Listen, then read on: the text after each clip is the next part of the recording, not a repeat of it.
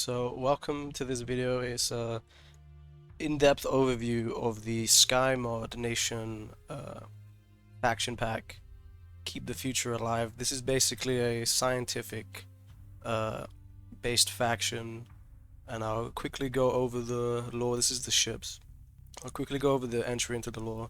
So the Scy Nation literally emerged from the ashes of the science colony of Yggdrasil. Before the collapse, the Sky was a nomadic colony built inside an asteroid to travel the stars and study the universe, one system at a time. When the Great Collapse occurred and the gate system shut down, the colony became trapped in the sector. Its inhabitants found themselves at the unfortunate center of the attention of the Triakian Corporation, the Hegemony, and the Ludic Church, all eager to get their hands on Yggdrasil's mini auto factory and its intact pre-collapse UAC library. Using the gigantic ship as a cryo-arc, 2/3 of the population would escape the crossfire, while the rest were put to the stake by Lud fanatics for worshipping the demonic auto factory. So, in a quick summary, they're basically this like science-based faction. If you look at their ships, they're like blue and highly specialized, and they look like the science factions you see in a lot of video games. And this mod is ridiculously in depth. I'll show you everything. And it even has albums that you can go look at that completely explain all the lore. I'm not going to go over this, obviously. This is video in itself, to be honest. If you look at the gameplay, it explains here that the sounds are basically skirmishes to the core. They have a deep flux pool to make most of hit and run strategies, and slightly better speed to manage to disengage. Slightly better speed is an understatement. These ships are very quick, as I'll show you. On the other hand, they have slightly more fragile hulls, narrow shields. Their shields are almost exclusively 90-degree arcs, terrible flux dissipation. Their natural flux dissipation is really bad, as you'll see. Fewer weapon mounts. Well, that's a bit debatable. They rely on wolfpack tactics to kill. Very true. It's all about speed and skirmishing with these guys. Their weapons usually have worse range than vanilla ones, but superior damage. Yeah, so normally their weapons are more flux efficient, just outright better sometimes. I really like their weapons, and I'll show it to you. This faction mixes all the techs in a melting pot of advanced engineering craziness, producing ships and weapons unlike any other. It features ships with modular armor, teleporting guns, phase missiles, laser missiles, all sorts of miniguns, and more. So, the Scy Nation is basically, as you saw in the intro, the science guys, but they're the kind of the underdogs of the universe.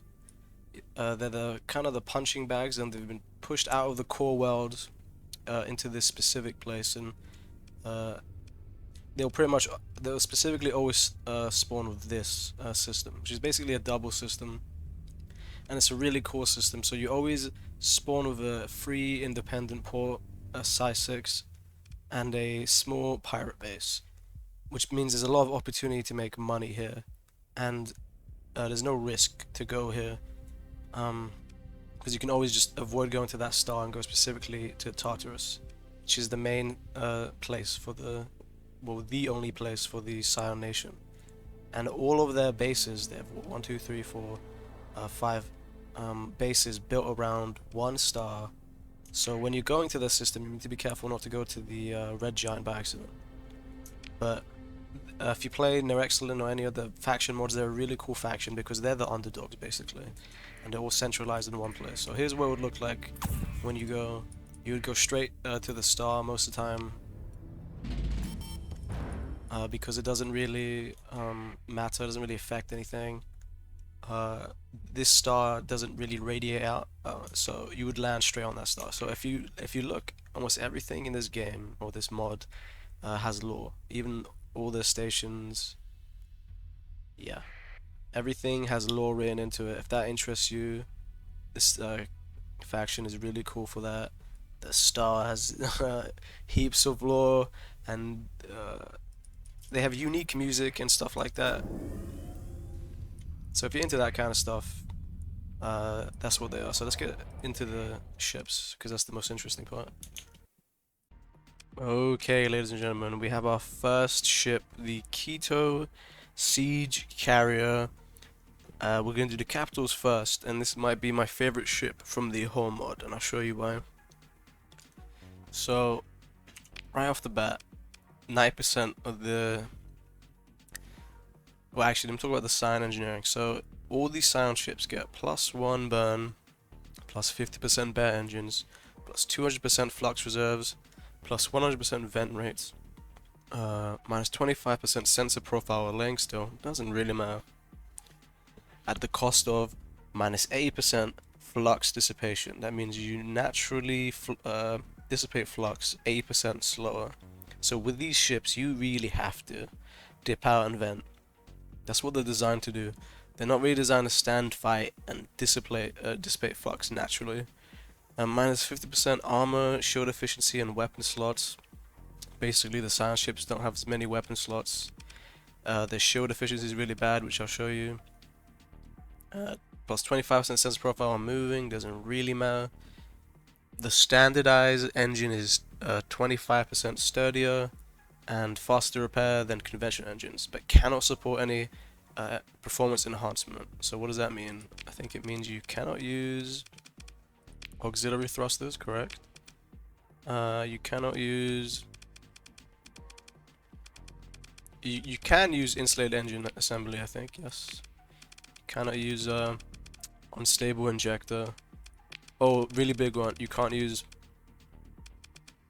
augmented drive field. So what warp speed you have, maximum burn you have is that's what you get.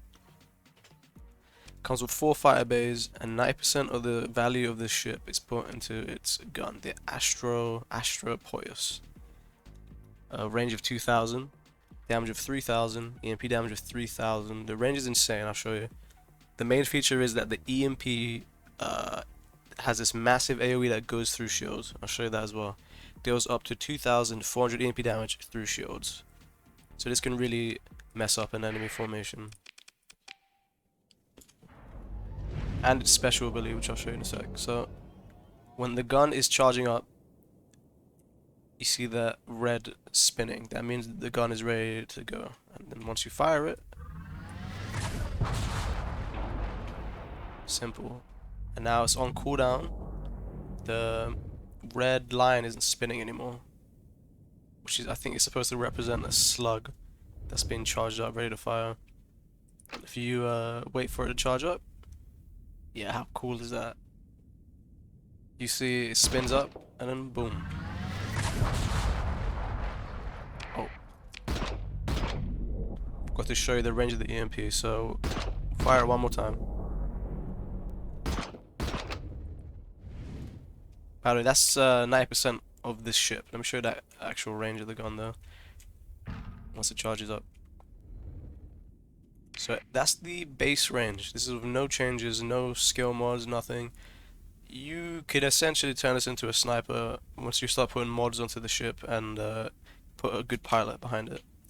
But the crazy thing about it isn't the range and the damage, it's the range of the EMP blast. So from this distance, I think it will hit my ship. Right, so first of all, you saw it went through the shield and it bounced so far back it hit my engines. So this thing really messes up clustered formations of enemies. You're guaranteed to get EMP through. Also, here's the special ability it has. You have 4 guaranteed personal interceptors that stand around your ship, and they're designed to shoot down enemy fighters, bombers, and missiles. They're basically PD, so it means you don't have to put PD on your ship, which is a very big deal. Now let's talk about the hard points. The ship comes with 1 large missile, 4 small hybrid, 4 medium hybrid, and 4 fighter bays, and mostly front heavy. So since this is a long range ship, you'd probably have a missile launcher like this. What fires you would use would depend on your composition. We're gonna go fighter heavy, for example. You could put PD on the front.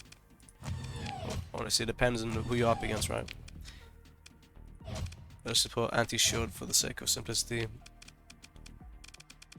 And you'd put expanded crew decks, almost guaranteed. The missile racks is completely up to you. You probably wouldn't be able to justify it, but if you were to build something in, you'd probably build that in. You'd probably put PD in the back or something like that. You really don't want the ship facing backwards, as you'll see.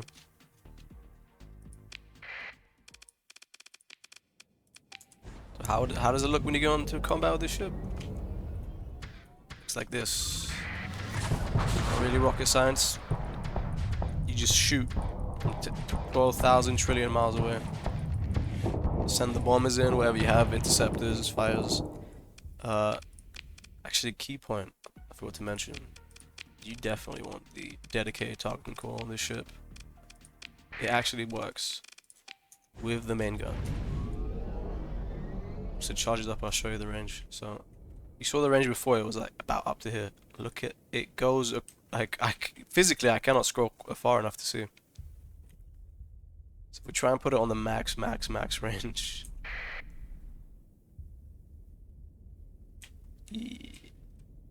Jesus Christ. Did you see that? How far that ranges? So you probably would want a dedicated targeting core because it would work on your guns as well. But really, it's up to you. Oh, one more thing. This ship comes with high resolution sensors built in, which means you just have an extra 150 sensor range because it's a capital ship. That's nice to have. It's free and it doesn't take up a slot. And you get modular armor. The modular armor pieces are this. The metal pieces on the side. And they can tank a certain amount of damage before they fall off. Once all of them falls off, you become 25% faster. This is basically just to guarantee you can get one good vent off when you in the middle of the fight. Oh, one more key point. So if you look at the front of the ship, you have the gun and you have this piece. Both of these have a use. So the gun is obvious, you know, it's the gun. You shoot with the gun. This, I think, affects your crew decks. And if you lose it, you lose a module or something like that. And these can be blown up. You see they have separate hull. They can actually be destroyed, as I'll show you. Our good friend, the Onslaught.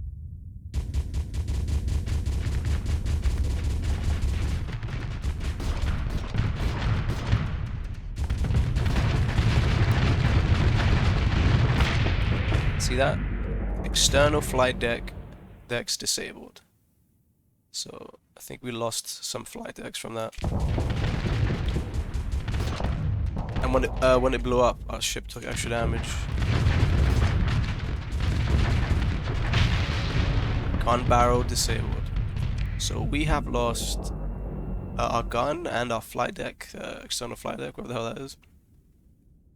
We can't use the gun anymore. The attention to detail of this mod is insane. That's such a cool feature. And now we're just like a little sandwich or something, whatever you want to call it. But yeah, you have to be careful to make sure your guns don't get blown up. I think these front parts have guaranteed turrets on them. If you look closely, I think this is what was shooting the brick, whatever you want to call it, the dummy before. So I think it always has guns attached. Probably interceptors or personal defense weapons. Let's look at the stats. Alright, main thing with this ship is the speed. Speed is 60. Compare that to the Legion, which is 28, although the original one is 30. Astro has 30. This is 2 times faster than the main battle carriers, and it is almost as fast as a Heron, so speed is king with this. It's very quick and it has a big ass gun. Really, no one's going to be able to catch up to it. If you look at the hull integrity, 10,000 versus 18,000 versus 10,000, armor 500 versus 1,750 versus 900. Basically, you don't want to take a hit to the hull or the armor. It's the worst case scenario for these ships. Most of the silent ships are like that as well. They're not designed to armor tank. If your shield goes down, you're in bad trouble. Here's the main difference. Defense, Omni arc, shield arc of 90. What does that mean? It means you can make an arc from a shield arc from any angle. So if someone torpedoes your engines, you can defend yourself. But against a Legion, which only has a frontal shield, its back is always exposed, and it's kind of inefficient because you end up taking hits to the side you would be able to dodge with these shields. And same as the Astral, which is a 360 shield. What does that mean? It means no one can flank you, you're a lot safer, but you're guaranteed to take extra damage to your shields because you're just taking shots you could have dodged. And you will be able to dodge with the Keto. But on the other hand, your shield arc is 90.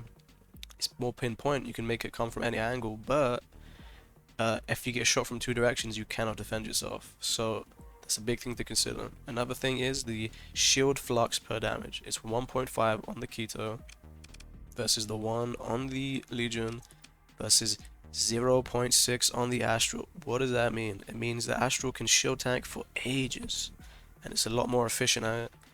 The Legion, of course, it seems okay on surface, but you don't have the flux capacity to have your shield up and fire all the guns it has. So this is really just the armor tanking ship. And the Keto's is 1.5. So that means your shield is less efficient at tanking. But don't let that fool you. The thing is, you have the flux capacity of 28,600 versus the Legion's 12,000 versus the Astral's 12,000. So this means you basically have more than 2 times the flux. So this thing can shield tank for a very long time, but because its natural dissipation is deceptively low, and it looks like it can compare, but it can't, because the shield inefficiency is too high. So what that means is you have to dip out and vent. You have to vent with the Scion ships. Meanwhile, with the Astral, you can just stand and deliver. Also, the Astrals only cost 5 more, I believe. This costs 45 to deploy. Legion costs 40. Astral costs 50. Astral comes with 6 firebase.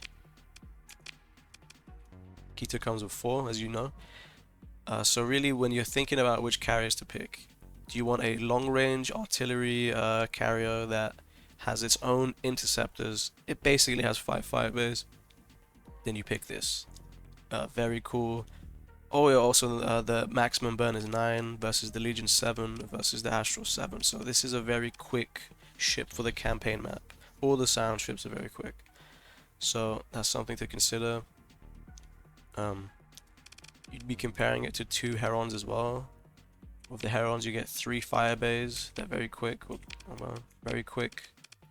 Comparing it to 2 Moras as well. Very slow. So it really is a question of, do you want more firebays and more ships, or you want really long range? Do you want one big ass ship to shield tank, or do you want one big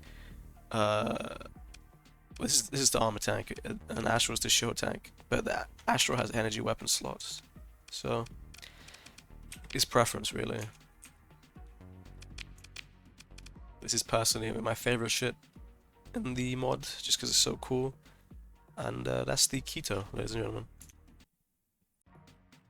Okay, now we have the Nemean Lion. This Battlefortress, Brawler Battlefortress. So this is the mainline capital ship of the Scyan military navy. It's a pretty good ship. It's really flexible in what it can do. It costs 42 deployment points, and I'll be comparing it against the Onslaught, Conquest, and Odyssey in a bit. But let's talk about the modular armor right now. So this thing has modular armor. That's these 4 big ass plates, which basically protect the ship. You don't really see the armor stat on the armor rating here because it doesn't take into consideration these pieces, but basically these will block bullets and damage for you, and it has a pretty cool feature which I'll show in a sec. So let's just put on any gun, doesn't really matter. Maybe just auto fit actually. Well, actually, let's talk about the slots. So it comes with 3 universal slots. Large, 4 small hybrid, 2 medium hybrid, and 2 medium missiles. So you have these 2 medium missiles and the 3 large all pointed in the same direction, and potentially you could have 2 medium and 2 small also pointed straight. Realistically, these 2 would probably go to PD, but it doesn't have that many armaments compared to its competitors. But I'll show you why that is. But like I said, I'm going to auto fit this, put it on artillery, just to show you. Alright, so here's the Nemean Lion. Very awesome looking, like a, just giant armor plates. So all the guns are front loaded, as you can see, and they pretty much overlap all the way in the front. So you have to aim frontwards with this ship, which obviously isn't surprising if you see the way it looks. Would you put PD and stuff on the small and medium slots? That's up to you, and there's an actual incentive to it, which I'll show you. So this ship has different modes. Right now, if you look in the bottom left, it says we're in normal mode. If you activate your special ability, now we're in defensive mode. And if you look to the left side, it says targeting priorities, PD weapons range plus 100%. So that's, I'm assuming that's my PD. Yes, that's my PD, and you can see the range has just gone staggeringly high. In fact, if we go select it ourselves, it's the light defense, vehicle defense I've equipped for now. That's the range of a PD. That is absolutely ridiculous. But of course that comes at the range of offensive weapon range minus 50%. So would you ever use defensive mode? Realistically, no. This is the mode you're going to use most of the time, and that is artillery mode. PD's weapon range minus 75%. Really not that big of a deal. Offensive weapons range plus 50%. Look at the range of this. That is absolutely insane. So this thing is really like an artillery capital ship. And I'll quickly put on some flux heavy weapons to show you another feature that it has. Yeah.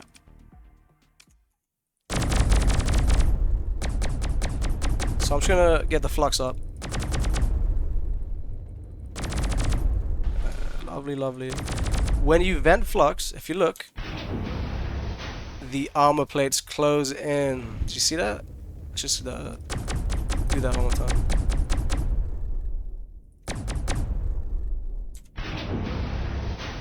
The armor plates close in, and so while you're venting, it protects your equipment, your guns and stuff, and it guarantees that your vital points won't be hit, but the armor will be hit. Just remember, the armor plates can fall off, and if by some miracle all the plates fall off, you get 25% more movement speed. But if all your big ass armor plates fall off, you're in for a lot of trouble. So that's the Nemean Lion. Let's go over the stats. So 42 deployment points, Onslaught is 40 for reference, Conquest is 40, Odyssey is 45. So you would basically be choosing this between another capital, because it is a capital, and it will have less firepower than the alternative, but of course it will have 1 trillion more range. And here's the point I want to emphasize: the speed. This has a speed of 50, Conquest is 25, Onslaught is 25, Conquest is 45, and Odyssey is 70. So this is pretty damn fast, because if you look at the hull integrity and the armor, 15,000 and 1,000, it's a lot lower than the Onslaught, but compared to the other Scion ships, it's actually pretty good base stats for the hull and the armor. It's even basically more tanky than the Odyssey and the Conquest, so it can actually take a beating when your shields go down. It has an Omni shield direction of 90, very typical of Scion ships, unlike the Onslaught's complete frontal shield, which means the back is always exposed. And of course on the Conquest you have a similar arc, 90 as well, and on the Odyssey it's 180. So that means with this ship you'll be able to block torpedoes and stuff reliably, but if you get flanked from 2 different angles you're going to take a beating, which is pretty normal for a battleship from what it looks like, because they both have, all of them have pretty low shield arcs. Alright, so let's talk top speed, the flux capacity, sorry. So the flux capacity 45,000, and you're about to see that just completely destroys anything else. Onslaught 17,000, Conquest 20,000, Odyssey 15,000. So this thing has on average more than 2 times, almost 3 times the flux capacity of most capital ships. That's really where this ship shines. You fight long range, you get in, you can switch between your modes, and you have such a large flux capacity that you can shield tank for ages. But if you look closely, you can see the shield flux per damage is 2, which is really bad. It means you basically take more damage to your shields which means the longer the fight goes, the more you're incentivized to drop out. You know, if you compare that to Odyssey is 1, and the Conquest is 1.4, and the Onslaught's 1, you have to dip out at some point. But the thing is, because this shield has these 4 large armor plates, you're guaranteed to be able to get 1 good vent off, and probably several because you're a capital ship with 4 giant armor plates. So that's something to consider. Another thing is the maximum burn, which is something to consider when you're going on the campaign map, is 8, which is really pretty good for a battleship. The Onslaught is 7, the Conquest is 8, and the Odyssey is 8. So it's pretty fast. Oh, the crew requirement as well, that's the thing. Yeah, 300 crew required versus the Onslaught 750 versus the Conquest is 400 versus the Odyssey is 400. So this on average requires the least amount of crew, which doesn't matter that much. But if you're going to go exploring, for some reason you're bringing a giant ass battleship with you, it matters. What loadout would you use? You wouldn't need to go really long range weapons on the front, just because you get the artillery bonus if you switch modes. As to what missiles you would use, I would use finishing missiles like torpedoes. I wouldn't use something like the Typhoon and all that. I wouldn't use the harassing or suppressing missiles, because this ship has a very specific purpose. But you could use whatever you want. Now the question is, would you use PD in these slots over here? Because these are also front facing. The answer is, it's completely up to you, and it depends on how much you utilize the defensive mode. So that's the Nemean Lion. Just for one more clarity's sake, this comes with what, 3 large. Just look at the armament difference compared to the Onslaught, just 3 large as well, and 50 million smalls, and 2 times the medium rockets. Compared to the Onslaught, so many gun slots. So really, you're really desperately trading DPS for range, mobility, and flexibility. It's the Nemean line. Okay, to the next ship, the Androphogus, which is a carrier with a cost of 20. So this ship's closest competitors is the Mora and the Heroine, and I'll go over the stats and stuff. Just it's gonna give you a straight example of how this ship would play. So you'd probably put a large gun of some kind, like an artillery. You'd get your ships. Probably what kind of fires you'd get would depend on just how much you're going to invest in your weaponry. Probably put a PD in the front. Oh, that's very expensive. Yeah. Or an anti-shield weapon of some kind. And you could put PDs in the back. It depends on what you're doing, really. So let's just get right in. You know, this is not complicated. You saw the Keto. You'd get your fires in range, and you would pepper the enemy. It's not rocket science. You know, and depending on what fire they are, it would change your use of the ship. So that's just quickly showing what the ship would look like. If I could just show it one more time, just flying around. It's very fast, very nimble, good maneuverability, and that's, you know, the ship isn't anything too crazy. But okay, I'm just quickly get rid of the items actually, just so you see. So the closest competitors, Mora, Heron, and even the price is almost identical. So if we go through the stats, you see they're all 20 ordnance. So they all have very high value for the amount of fighters you get, which is 3. So 3 for 20 ordnance, which is very high. It's better value per ordnance than the Keto, for example. But obviously, the big carriers have other niche uses, but maybe not so niche uses. So with the I'm just gonna call it the Androphogus. The hull integrity pretty low, around the same as the Heron, actually slightly more than the Heron. But the thing is that the Mora's one 10,000, a lot higher. Armor rating 400 for this. Compare that to the Heron, which is a better competitor against it, or a closer thing to compare. 750. So this has slightly less hull. This has slightly more armor. The armor is probably worth more. Mora is a stand and fight carrier. It has 1,250 armor. so it can take more of a beating once the shields go down. But the thing is, this has an Omni shield. The Andro has an Omni shield, but has an arc of 90. That's very important, because if you compare that to the Heron, it's 180. With the upkeep being 150 for the Heron, and it being the same for this. If you look at the flux per damage, the Heron's one is almost 2 times more efficient. You see that? 0.8 versus 1.8, and the Mora is not really meant to shield tank. It's 1. The upkeep being 80, but realistically, with the Mora, you have to be careful not to overuse your shields, because it's a low-tech armor-based ship. But if you look at the capacities, it's 17,000 for the Androphogus, and it's only 5,000 for the Heron and 4,000 for the Mora. That really matters, because what that means is that with the Mora you'll be able to tank for a little bit of your shield, then you have to drop it. The Heron will be able to tank for a long time because its flux per damage is very low, 0.8.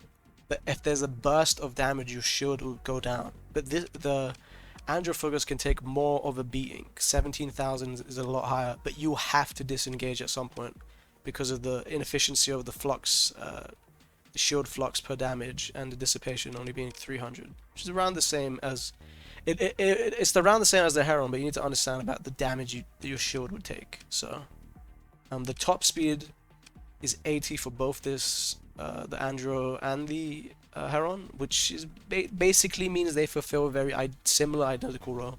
They're both fast cruisers tier carriers, and they both have flexible weapon slots. Meanwhile, the Mora is only 45, basically half the speed, extremely slow, very specific use. And the main use of the Mora is the ordnance pointer. This isn't a Mora and a Heron overview, but I'm just trying to tell you so you understand what the competitors are. So with the Andro, you'd want to pick your fighters based on what ship comp you have. Let's just say hypothetically you're on long-range bombers or something. The important thing here is what gun you use. If you're going to use a normal gun, it makes things a lot more simple. But you really can't fit like good fighters, good guns, and you'd want to have, like, if you have good guns, you want a dedicated targeting core, for example. And if you rely on fighters, you want expanded crew decks. Maybe you want both. Do you plan to tank with this? You need capacitors for that, realistically. So it's up to you how you build this. But the way I would say is, if you know what you're doing with the Heron, it's a very similar process. The difference is the Heron's got the medium slot and is better at constant skirmishing, while the Andro has to stand and deliver then disengage, really, unless you have it long range. And the Mora, of course, comes with 25 extra ordnance points, which means you can just fit more onto it. So it can just shoot more missiles and it can fit more onto it. So it's more of a threat once it's in, but it's harder to get out once you're in. So this is something you need to consider. Once again, to reiterate, speed, flexibility, just like the Heron. It's basically the Scy Nation's Heron. Okay, so for the next ship, we have the Boar class, the Erymanthian Boar class. This is basically a bomber missile cruiser, which fulfills a very similar role to the Griffin, and I'll compare them closely in a second. It can replenish ammo, which is typical of missile ships, and it has a large missile slot, a medium missile slot, 1 medium hybrid, and 4 small hybrids. Another thing unique about this ship is that it comes with high resolution sensors built in, which is, it's not that useful, but it's not bad because it's free, and it's shown off this big ass antenna here in the ship. Anyway, so how the ship would play is pretty obvious. In fact, let me show more clearly. The large missile is right on the front, and the medium is right on the front. And it has these 2 built-in MRM arrays. So that's why this ship's ordnance points seem lower at first, because it basically comes with 2 medium slots. I know it says large there, but you know you wouldn't qualify these weapons as large. These are more mediums. So the ship comes with built-in missiles, which I'll demonstrate. So this is the Boar, and you will just completely like press more than once. You just lay in missiles downrange, and as you can see, the ship is very front heavy. You see when I compare to the Boar, but this is a lot more straightforward and front heavy than the Boar is. Everything just goes downrange perfectly, and that's because you got a medium right in the front and a large right in the front, and you have your medium gun at the front as well, of course. The 2 built-in missile systems right on the side. The back, you might even consider not putting anything on there. PDs, depends on your comp and what you're up against.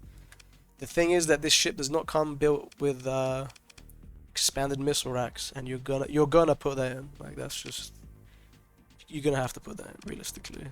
So if we just strip the ship and compare it to the closest competitor, which is the Griffin, it's actually more expensive than the Griffin by quite a bit, and it requires 1 more deployment point. It's a deployment of 21 versus 20.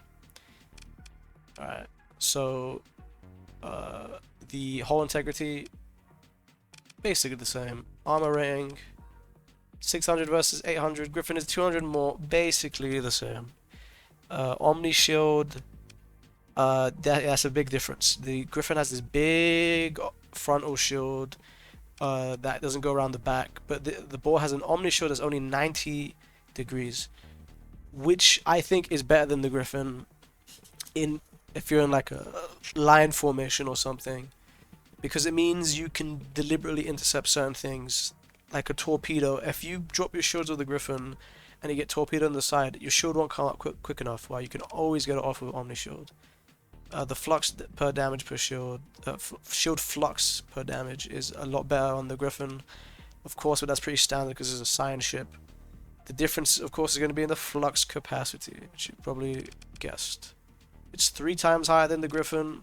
That means this ship can stand and take a beating a lot more than the Griffin, but then has to disengage because its natural dissipation is not good enough.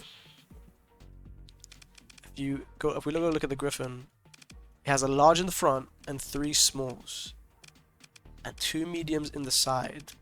That means when you play the Griffin, you feel like you're a slower, which by the way might actually be the case. It might actually be slower as well. Yep, 75 versus 65. So the Griffin is slower as well. But when you play with the Griffin, you'll feel it's harder to alpha strike someone because you have to pick in your medium hardpoint. Realistically, you have to pick missiles that can curve and hit your target. But with the Boar, doesn't matter, right in the front, and you can aim it at the front. It has almost full rotation. Also, with the Griffin, you have medium in the front with 2 small turret slots, ballistic, which is in an awkward position. It's on the left side. If you get flanked by the right side, you only have this to protect you. Questionable whether you'd even want to put something on it. Probably a PD. But with the Boar, once again, a lot more simple. Right in the front, almost full cover of the whole ship, with 1 medium and 2 smalls, and you have to back up PDs if you want to put them there. The thing is, Griffin comes with the missile racks built in. So if you look at the ordnance points, once you put the missile racks, 90 versus 140. If we put just 2 random, like for example, really it's about a difference of 30 ordnance points because this comes with the 2 mediums built in. So that's quite a big deal. But if you're on a missile boat and you care enough, you can just build it in with your special points, story points. I think the Boar is easier to pilot and easier for the AI to use. I think it's an easier ship to run. But it's very, very close comparative to the Griffin. I say it's really just preference. Yeah. Okay, now we have the Corocotta class custom cruiser and the armored version of it. Non-armored is 20, armored version is 22. And its closest competitors, I would say, is the Eagle, the Eradicator, and the Fury. Really, this is a very fast cruiser, and I'll show you. It doesn't really have any kind of special gimmick to it. All the guns are like right in the front. It's all business. No hugs and kisses, all business. Got a large gun on it, and as you can see, you would it's what you do with this ship is pretty straightforward. You run in and you shoot a guy and you get out. Like, this might be the most straightforward ship yet. Oh look, it's a bad guy. And you shoot.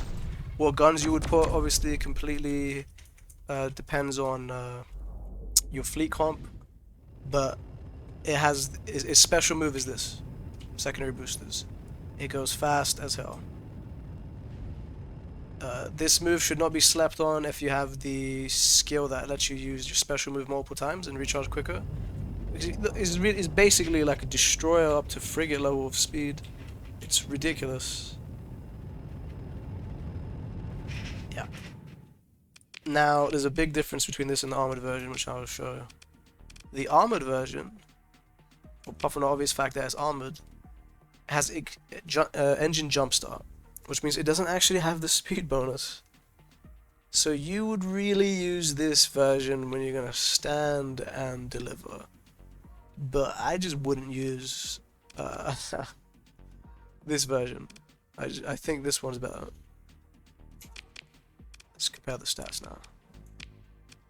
So the armored version, obviously you get armor plates. I think the stats might actually be identical apart from the armor. But this version is going to be slower. It's going to be 20 slower until the armor plates come off. And you lose the special speed boost. So when you would use this, I have no clue. Oh, another big thing. This one has a maximum burn of 9 versus this one's 10. So this ship is so good for if you're going exploring or something. You can kite the drones, the remnants, whatever they're called, perfectly. You can always put them at the perfect range, and when you're exploring, it's cheaper fuel as well. So this ship is just really good. It's the typical line ship of the Scyan Navy. So if we compare, we saw the slots: 1 large here, 2 medium here, 4 smalls right here. You got hybrid, hybrids, universal, hybrid. So you can put whatever the fuck you want on this thing. Compare that to the Eagle, which I think is another close comparator. Its guns are all in the front as well. But you have to use ballistic for these. You have to use energy for these. It's less flexible. And you have to use missiles, of course. And the Eradicator, heavy missile focus. But almost exclusively ballistic. I think it is exclusively ballistic, yeah. All focus in the front. Pretty common theme. It's going to be energy, I'm assuming. Yes. And a medium missile. So, alright, let's talk stats. Hull integrity. It's about average, basically. Obviously, the low tech's going to have the highest. Armor rating. This one says 750, but it has the modular armor on it. Don't forget about that. This is 1,200, 1,600. So its armor and hull is going to be pretty low. But then it's got the Omni Shield. This has a frontal shield, the Eagle, and the Eradicator has a Omni Shield, Fury Omni Shield. So Omni Shield pretty good. Angle 90, which isn't ideal, but just because this has technically a better shield on paper, it won't have the flux to do it. And the speed is going to be a big difference, I'll tell you. The upkeep, is not great, not terrible. About what you would expect for a ship of this class. It's the flux, shield flux per damage as usual, because it's a Scion ship. It's terrible. Eagle is probably going to have the best one. Oh no, it's the Fury has the best one. So for the damage you take, you're going to take more damage to your shield, but of course now you're going to have this ridiculous flux capacity, a common theme amongst these ships. It's more than double the Fury, 3 times the Eradicator, and almost 3 times the Fury as well. So once again, in and out, dip in and out ship, and it has the speed to do it. Speed of 90 versus Eagle's 90 versus Moor's 70. Where's that 90? Oh, 50. Oh, Eagle's very slow. Fury is 90. So the Fury and the Corocotta are the most comparable. But yeah, this is if you play Scy Nation fleets, you're going to be using these ships basically. Frontal assault, in and out, and you'd use the armored variant if you really expect that you're going to stand there, you're going to deliver, you have to drop your shields, and you're going to have to fight. If you think about it this way, with the armored version, you'll be able to guarantee yourself to get one good event off in the middle of a firefight. While with the non-armored version, you have the capacity to immediately jet the hell out of there. No ifs, no buts. And Eagle is just way more stand and fight, because the speed is so low. That's what the ship is designed for. Same as the Mora, stand, fight, armor tank. And Fury is basically the high-tech version. That's the most comparable one to the Corocotta. Okay, on to the next ship. This is a beamer cruiser, basically. It's the Khalkotauroi. Just gonna call it the cow. What are these names? Massing above average cruiser. Capital ship. Interesting description. So I'll show you the special gimmick of this ship. It basically shoots a giant laser beam of death. One of my favorite ships, honestly, is very cheap. What is it? It's 20 deployment points. This ship is most comparable to the Fury, because they're both going to be probably energy based, is what you would use, even though there's hybrid in the front. Let me just show you. So the special gimmick of the ship is this. Oh, I'm gonna get in range, and then that's a built-in weapon. Haha, look at that. It's just a giant fucking laser beam. You got the secondary booster from the Corocotta built in, so it's very maneuverable, and you got a giant laser beam. Alright, so what would you put on this ship? Well, you probably want to put something that synergizes with energy. This is highly efficient, by the way, this weapon. It does 100... sorry, it does 1.1 flux per damage, which is very efficient. The only weapons more efficient than that are like needlers and the chain guns and stuff like that, so it's really efficient. It doesn't do special damage to anything. It hits hull, armor, and shields. The big drawback is no hard flux, because it's a beam weapon, which is a very big deal. Deals an additional 100 DPS and flux per second per active module. I have no idea what active module means in this context. We'll find out together. So what would you put on this weapon, on this ship? Well, you could put like long range stuff on it, or let's see what we have here. What's the autofill on this?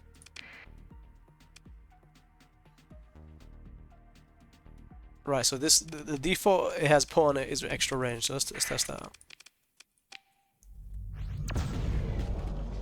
Alright, chill. As you can see, if you have the targeting booster pack, or if you call it whole mod, the range gets actually quite big. Of course, with laser weapons, the it doesn't do hard damage, hard flux damage, basically. Which means this ship is really a DPS ship, which you would need to support with something that can do hard flux to force people to drop their shields. Because all the damage it will do is soft damage, basically. Or you could... Hold on, let's pull that back for a second. Instead of getting extra range, you could put the...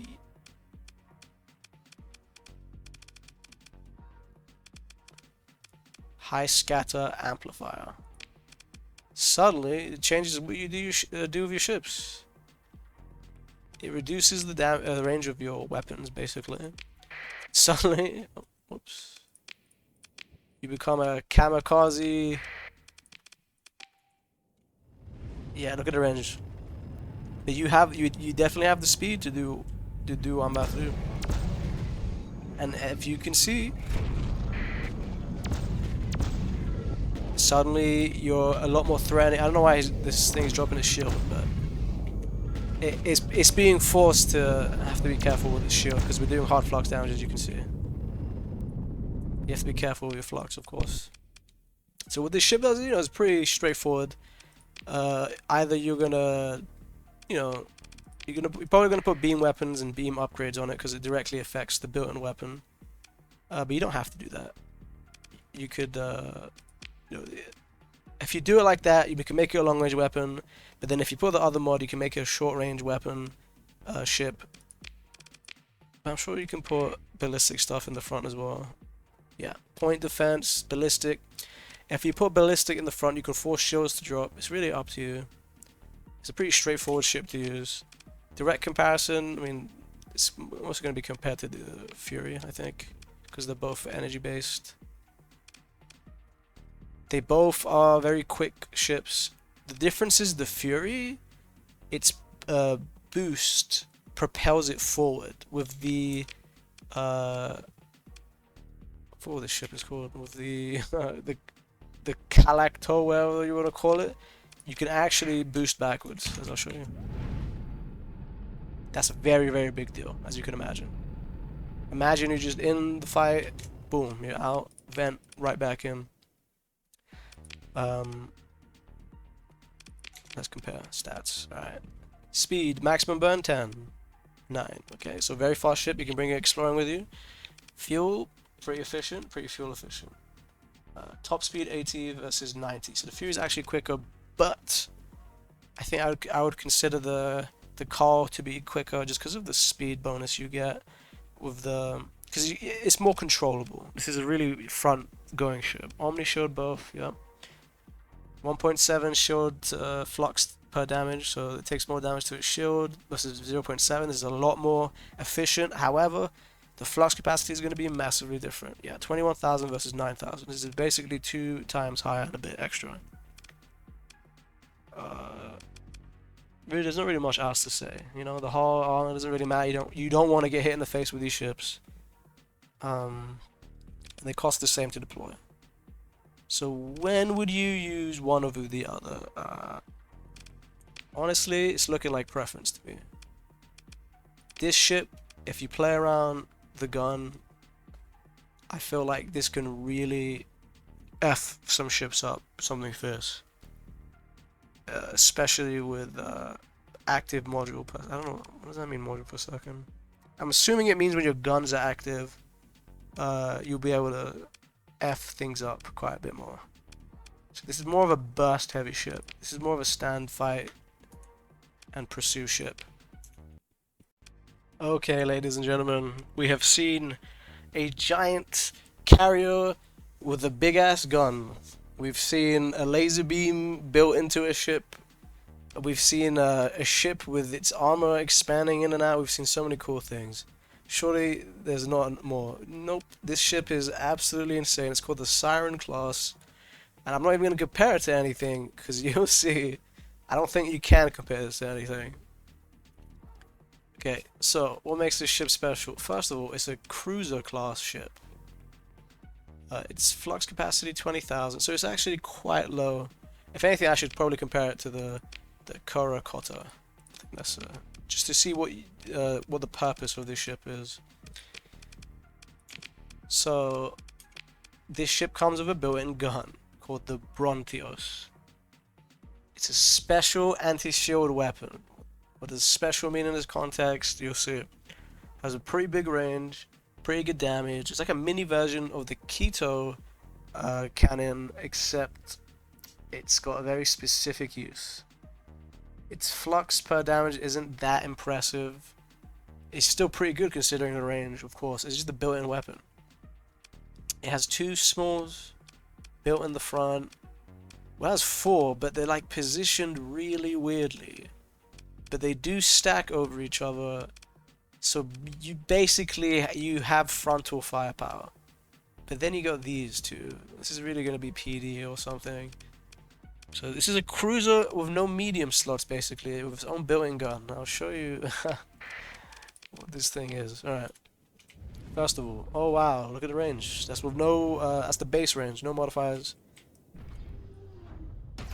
Did you see that? Did you see that? Built-in gun. Let me show you the one more time. That's right. Okay, so, you know, it's a gun, does pretty good damage or whatever. What's so impressive about it? It has a very specific use. You see, if you hit an the hull of a target... Wait, what the fuck? Let's try it one more time.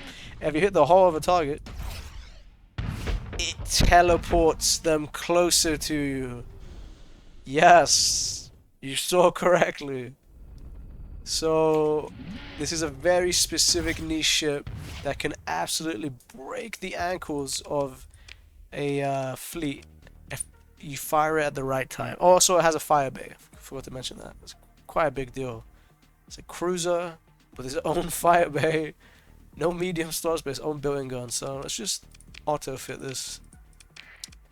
I wouldn't put recovery shells on this, obviously. You'd put stuff... This auto is terrible. But I just wanted to show you the range of the gun with the integrated targeting unit.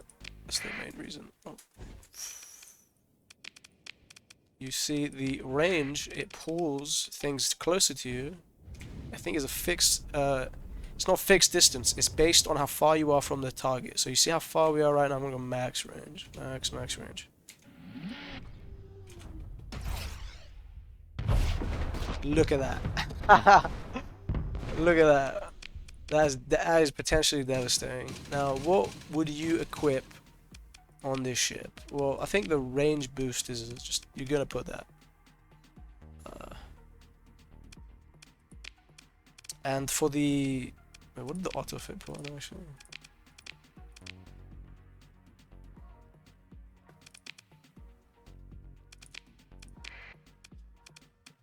It's pretty weird what it's recommending to put on. You would put whatever gave you the most range. I'm not sure if it's the integrated targeting or the dedicated targeting core. You'd have to experiment with that. You might even put both. But you would put that... I wouldn't even put PD on this thing in the back. Because you're so strapped for points.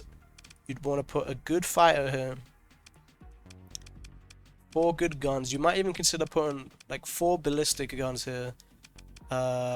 You know, anti-shield or whatever, and putting the ballistic rangefinder.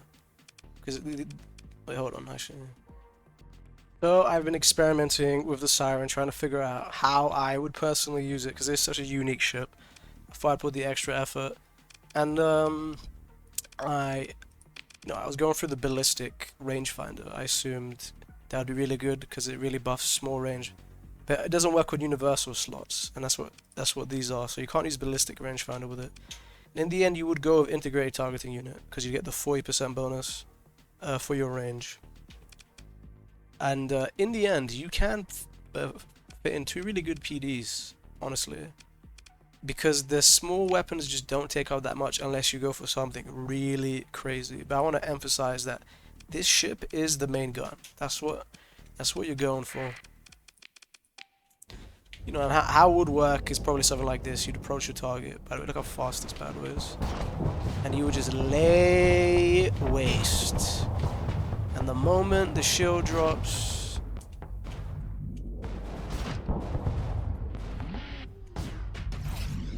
Boom. I mean, if that was a real fight, you'd try and opportunistically do something, like drag him back. So you get the idea. You saw the damage it did. It was pretty good. So let's compare this to the Corocotta, whatever you call it. So the most comparable ship, I would say, because these are both silent military, is this the Corocotta. It's just obviously tankier, more hull, more armor, just a little bit more. Actually, quite a bit more armor. Same shield, basically.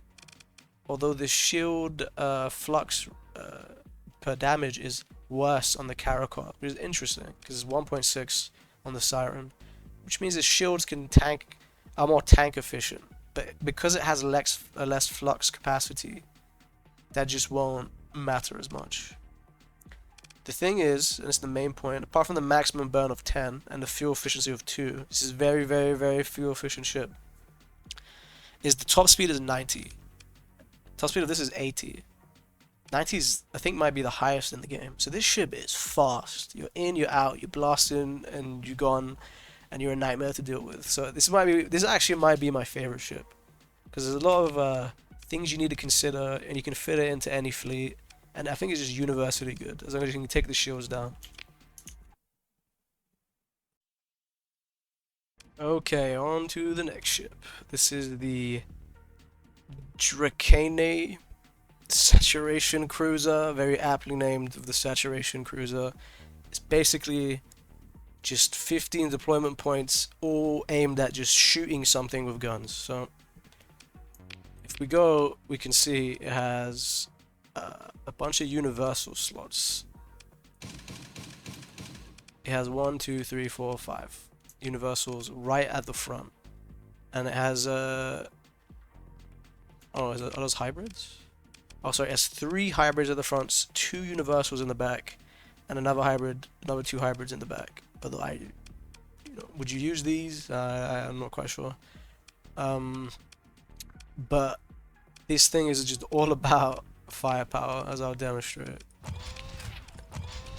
This thing is so customizable because it's literally just a platform with guns on it. It's completely up to you. You could put missiles here. For this example, I went with anti-shield guns, just so we can drop the shields and then shoot with a scatter beam. It's just an example. You can get rid of some vents, put PDs in the back. You'd definitely have one medium PD in the back at least, realistically. So let's just run the simulation. Alright. Oh, and the special active, I'll show you in a minute. So it's the, weapons group just got messed up. Okay, let me just tell you what the special move is. Safety switch doubles the rate of fire of all weapons, cuts their flux usage by a quarter, but clamps their range down, and have a chance of malfunctioning. That's insane. This is all about murder and damage. Let's get right in. Let's just shoot it normally, you know? Like, oh yeah, boom, boom, boom. Very impressive. Actually, running out, actually quite small. Yeah, it's nothing too crazy. Activate the special though, and look at the range now. Yes, very lethal in the right context. Now, would you put what I put on this ship? Probably not. Not with that special. You'd want to put guns in the front that are like, you're okay with the range being to like 500, which is basically what this is. If we try that again. Wonder if that amplifier made things worse.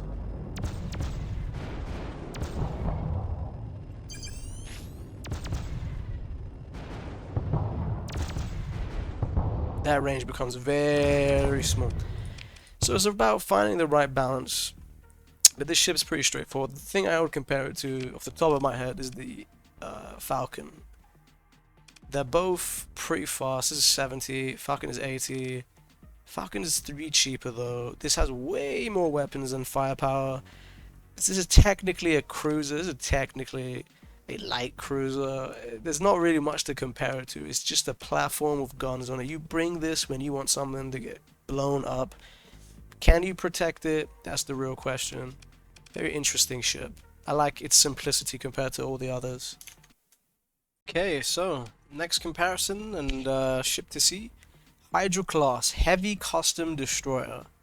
If you look at the description, it basically says it's a ship with the engine and power plant of a cruiser, with the guns of a freighter and the body of a destroyer. I have no clue when you would use this ship, but it's very interesting because if you look at the weapon points, 2 small universal, 6 hybrids. That means you can have 8 small weapons on this thing.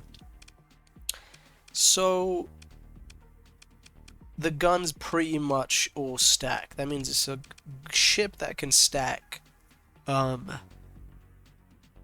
6 small slots. Is that impressive? No. It only costs 9 though. So it's something to consider. Because these small hardpoints are fixed, as you can see, the range is super fixed. You'd probably put missiles on this, or some kind of strike weapon with limited ammunition, and they would probably share a similar purpose. Let's just auto-fit this thing. Alright, what did it give us? Seems pretty reasonable. You wouldn't you wouldn't put PD on this. I mean, you could. This thing could easily be. Let's go back. This thing easily could be a PD boat that just shoots stuff, missiles and stuff like that. Just test that out. Oh, and this has the special which doubles its rate of fire, like the other ship I showed. It's very fast. It's super maneuverable, as you can see.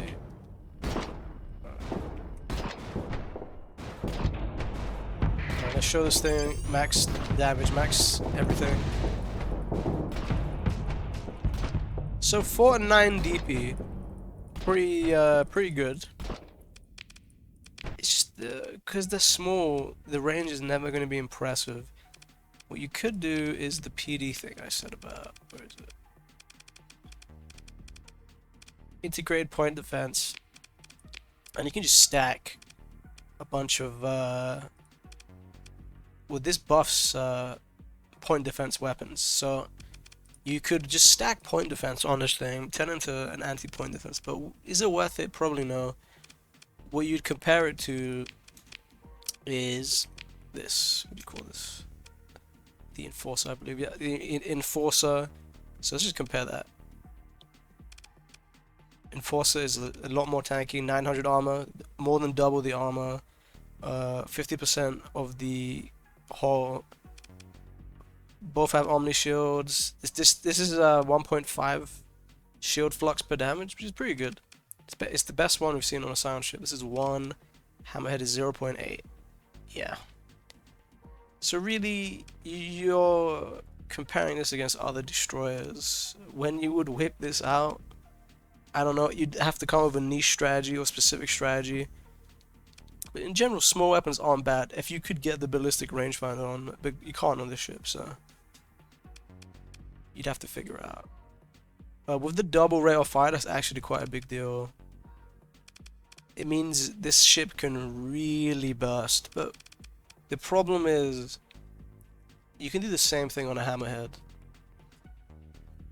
In a lot of ways, actually, this is basically kind of like a hammerhead, because you can put two torpedoes on it or something, where you're very opportunistic. But this is a pretty simple ship, nothing too crazy about it. Pretty good ship, Hydra class. That's it for now. Okay, next ship we have the Argus class. It's a small carrier. It's quite fragile, and it really is competitive with the Condor. I can't really think of anything else. It's basically a small carrier. So you get 2 bays, which is basically 5 deployment points per bay. Not bad. Actually pretty good. It has a built-in missile system, medium size, which incentivizes you to use missiles, basically, because you can fit 2. Just quickly go over the weapon slots. You have 1 universal, 3 hybrid, 2 fire bays, just to clarify. So it has an ordnance of 65, which means you are not going to be able to fit a fire cruise, I don't think. Expanded flight deck. Oh, with 8, you can, I guess. You just can't get expensive fires, so let's get something cheap. Let's just say... well, you know, it depends on what you're trying to do, realistically. What you would put on the universal, I think you'd put torpedoes or missiles. Probably anti-engine. it's a small slot, right? Yeah, probably anti-engine on these would be really annoying to deal with. So you got the anti-engine, and you got the built-in one, and you just put any gun here. Let's just off it for now. See what we get for long range. This thing is that's not right. Yeah, this seems more appropriate. Point defense in the middle. Probably no. You probably would put an actual gun in the middle, so you could threaten people who come at you. Like I said, I'd put missile here. Whether you put torpedoes or anything, that's completely up to you. For now, I'm gonna put the salamander. Decent fighters.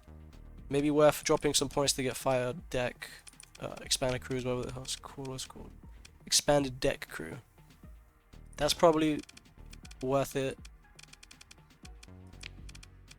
So it probably looks something like this. Nothing too impressive. You have to remember it's only deployment point of 10, and it's a carrier. So what would it look like? I mean, it's pretty obvious what it would look like, isn't it? Like this. Send the boys in. Ridiculously fast, by the way, as you probably just saw. Okay, maybe not ridiculously fast, but like pretty damn quick. And you got the missiles built into the system, which I was just saying. It's a pretty good, reliable ship. You could fit loads of this. Oh yeah, the special. It's so useless. I don't even know what to tell you. It fires a probe. So let's test that out.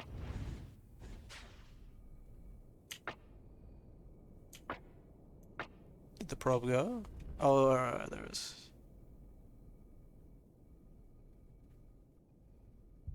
That, what? Okay. When you would use that, I have no idea. But it has that feature. It also comes built in with high resolution sensors, which is nice, considering it's built into the thing itself. So the real question is, would you take expanded crew deck, or would you put more missiles? Well, you can't put more than two, but you know, more than one. But would you put the expanded missile racks? Honestly, probably you'd put expanded missile racks and use this as a pseudo missile bot. Completely up to you. Closest comparison I could figure out was strip this. The Condor. Compare the stats. Basically, this is like 2 times easier to kill than the Condor. But of course, it's got the flux capacity. That's 3 times higher, once as usual. And the speed, 110. A lot faster. Almost 3 times faster than the Condor. The Condor's supposed to be quick, light carrier.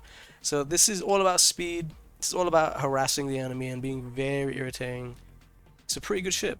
And once again, the Argus class, ladies and gentlemen. I like these ships so far. They've been very good.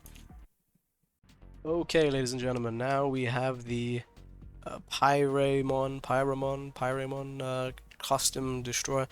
This is a, as it says in the description, cruiser killer. So it comes with 1 large hybrid slot and a very interesting active. Sometimes it's just the small changes that make a ship very unique. I think this is one of them. So if we just go in, I want to just demonstrate the special off the bat, so you see the potential of this ship. So you bring an honor slot, give you an idea. The active creates a stasis bubble around you, which lets you take. Look at that.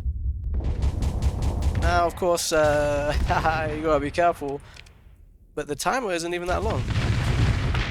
If I was cutting in and out, you know, like that is obnoxious. Now, why does that matter? Well, it comes with a large hybrid hardpoint. You can put a large weapon on this bad boy. Energy, because it's hybrid, not universal. It's really up to you. You probably use an anti-shield weapon. And you could use loads of these just to break down shields and force people to have to focus your frontline ships. So I'm just going to put something like that. Obviously, the ordnance points you gotta be very, very careful. Let's see what the outfit actually puts. I'm actually curious. I don't know why it would put expanded magazines, but okay. Got the artillery gun, range of 1,000. Very, very good. PD, you'd probably put PD on this. In fact, yeah, you might even consider putting all 3 PD on this, but let's just say for the sake of argument something like this.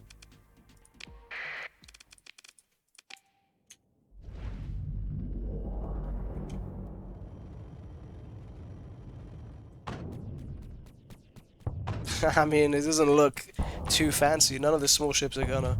But I want you to imagine that there are like 5 of these, you know, sprinkled in between cruisers, and they're just getting heavy weapon shots off. And that's not an insignificant amount of damage. And the whole time it would have interception capability, you know, PD shooting left and right.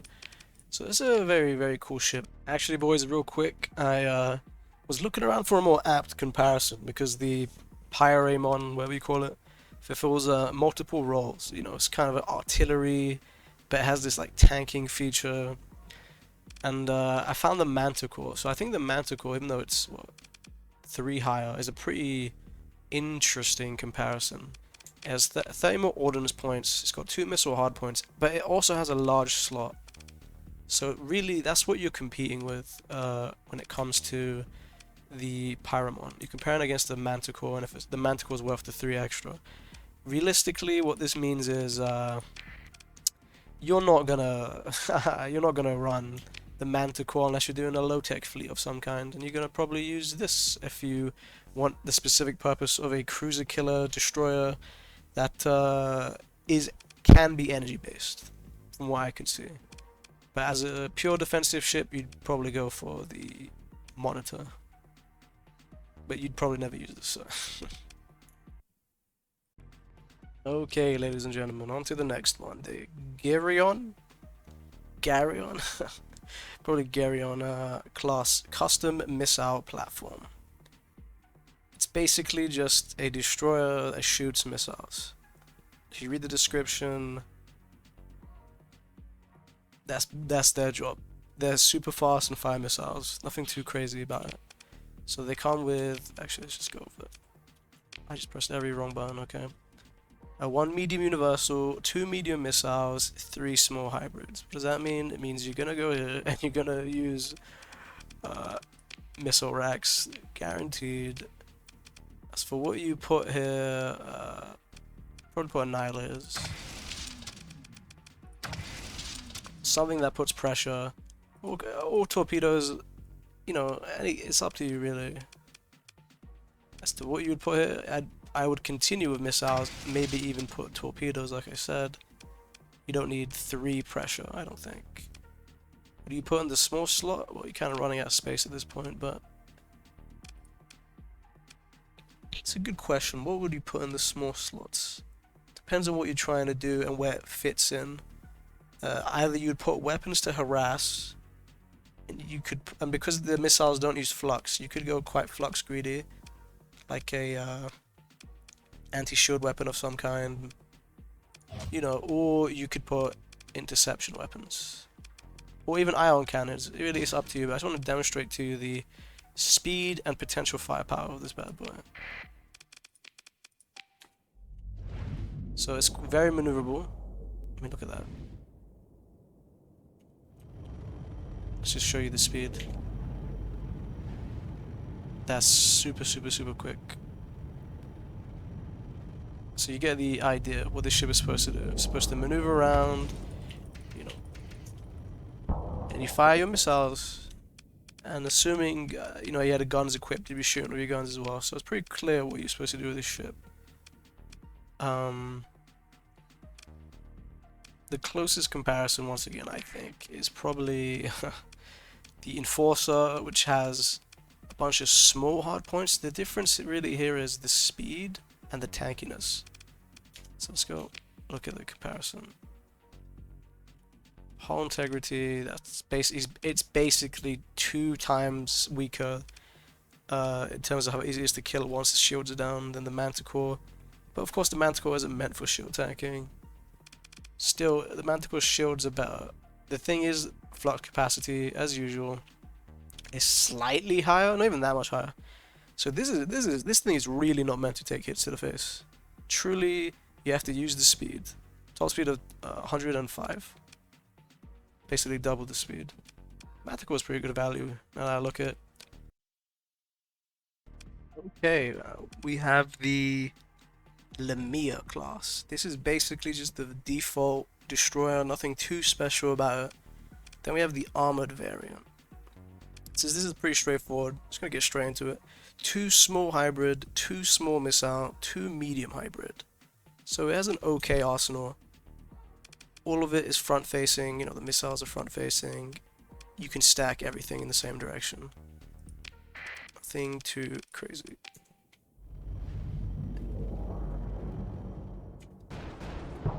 And what you would do is just this. You would just focus fire.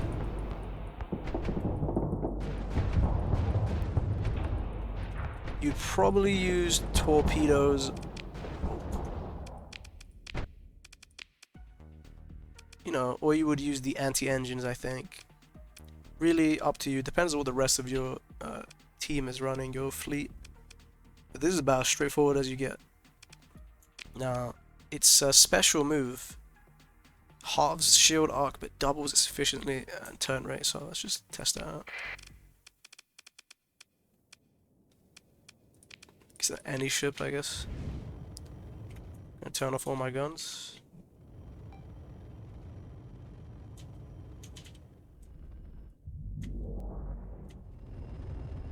Hit me, please.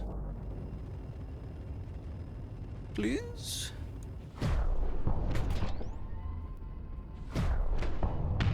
It really makes it teeny tiny, but look how much damage we can take. And it's a toggle. Yeah, you get the idea. Pretty good. How the AI would use it, maybe even better than the player if you have a good captain. Alright, you get the idea. Once again, I mean, this is probably as close a comparison you get to the Enforcer, right? Enforcer's only one more. It's basically the non-low tech version. This can probably tank more. Alright, what about the Lamia version? Lamia is actually 10. That means it's... Sorry, the armored Lamia. So this is actually 2 more. Oh, and the speed of this is 110, which is absolutely insane. This is one of the fastest ships in the game. Capacity is not amazing. Nothing here is amazing. I think this has identical stats. No, it has slightly more integrity and armor. But if you look, it has the custom armor plates. So when would you use the armored version? It's a good question. Probably when you need these to stand and fight. So I think unlike the cruiser that had the armored version, this one's not as clear cut. I would actually consider using the armored version just for 2 more DP. Seems like it could be worth it. Even the shields are more efficient on this. Yes, that's a decision you have to make in your head. So I should strip this.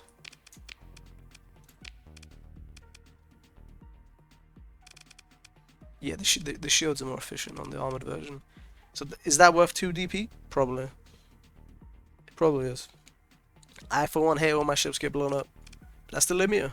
Straight to the point. Alright, now we have the frigates. And boy, do we have a spicy one.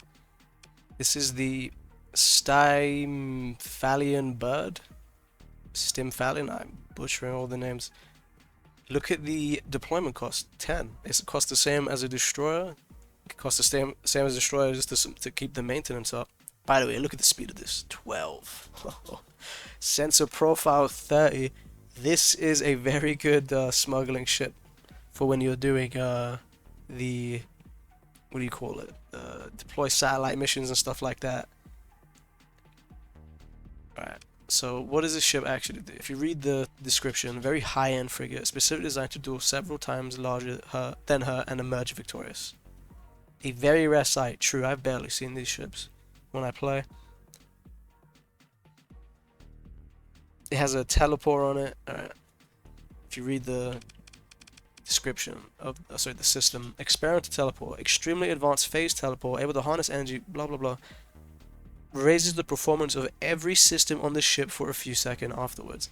Very interesting. But only has 2 hybrid weapons. How is it meant to compete? Well, let's find out.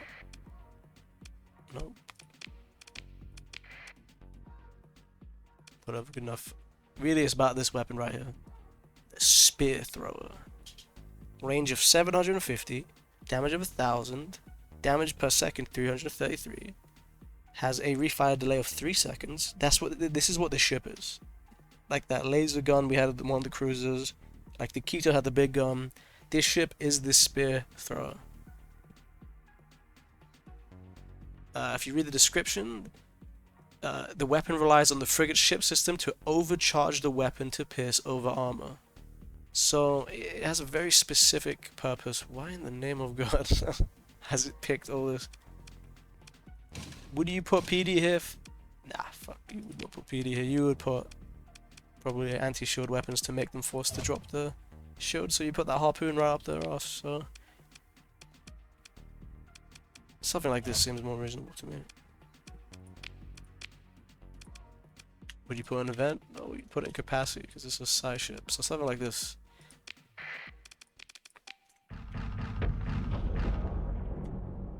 Oh my god, this thing is... Okay, first of all, look at the maneuverability. Alright, look at the speed. Absolutely crazy. So, normally, in my personal experience, when I pilot ships like this, it's so hard to keep them in control because you just sneeze and they just fly in the opposite direction. So let's try out the harpoon. That's the harpoon. That's the small guns you would be able to put on. So what's the active? Oh. And as you can see, oh my god, I think it makes your weapons do double damage, which is kind of crazy. But the cooldown on that is insanely long, if you can see. If you're gonna have someone use this ship, I think they need the skill in the skill tree that reduces the cooldown of special skills and stuff. That cooldown is insane. Okay, I just busted in and did 2,500 damage. Damn. This ship means business. Could you put a strike weapon? Yes, you could. There are better weapons than the ones I have here for the specific case of bursting. But you saw. What's the range of this bad boy actually? 750. Can we increase the range on that? Probably not necessary to increase the range on that. It would only take it out by 10%. I don't think that's worth it. In fact, you would probably consider... but this is a Scyan ship, so you can't put overdrive on it. Wait, you can? I guess you just can't put augmented field drive. Alright, let's see the speed. No. That's so insane, I don't even know what to tell you. Jesus Christ. Alright, safety overdrive, probably overkill to put that on. Yeah, definitely overkill. But you get the idea. This is a very specific use frigate, very cool replacement for the Tempest kind of in terms of the value it can bring to your fleet. Remember, it's a 10 deployment cost ship. That's the Stymphalian bird, everybody. Stymphalian, whatever it is. Okay, up next we have the Megaera.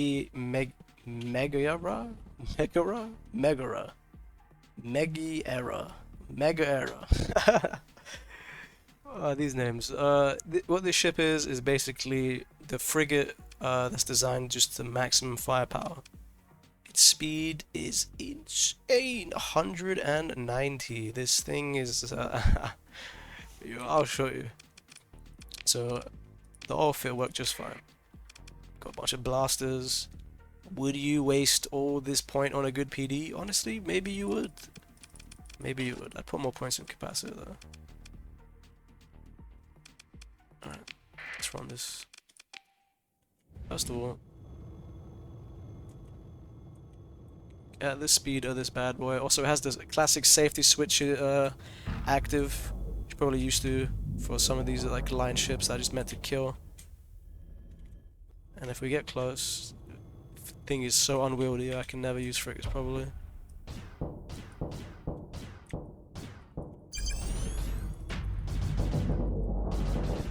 So pretty serious firepower for a frigate. It only costs 5 to deploy as well. Would you catch me using this? No. Not unless I was doing some weird frigate strategy. They're just too finicky and easy to destroy. But as far as frigates go, serious firepower downrange, pretty straight to the point. You have to play around the active to make it worth using. Pretty good ship. To the next frigate. So this is the Talos Heavy Frigate. This is basically the Megaera, whatever you want to call it, frigate's cousin. It's the tanky line frigate that's meant to stand and deliver, unlike the Megaera, which is meant to just stand and just blast. So if you look at the weapon slots, you get 2 small missile hardpoints. You're either going to use a salamander like here, or you're going to use torpedoes realistically. Probably the cheapest torpedoes, or the 2-fire ones actually. The medium weapon's probably the most important. Probably use something with decent range like that. In fact, let's see what the auto fit puts. I'm curious. It really loves putting interception weapons. Which you would not put an interception like this. Expanded missile racks. You probably would. Can you afford to? See, this is something you have to think when you pick these ships. Probably put anti-shield weapons, incentivize them to drop their shields and fire the rockets. Something like this. Don't need the vents. Something like this seems pretty good to me. It's a line frigate, really. Oh, you're in range? Boom. Fire, fire. And then you fire the torpedoes. Actually, pretty substantial alpha strike right there. Cause look at that. It's not a joke. So this is a pretty good actually line frigate. I would use this if I needed line frigates for some reason. Oh, I didn't realize the stasis. Interesting. So this actually has the invulnerability technique, which I will demonstrate. Hey, buddy. I'll show you how to 1v1 in Onslaught. Do it.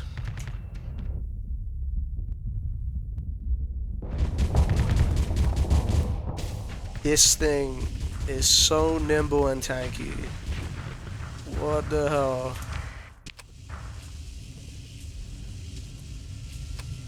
Oh. Alright, you get the idea. I actually managed to run into an onslaught, high five him, and walk out. I need to think about that for a second. What was the speed?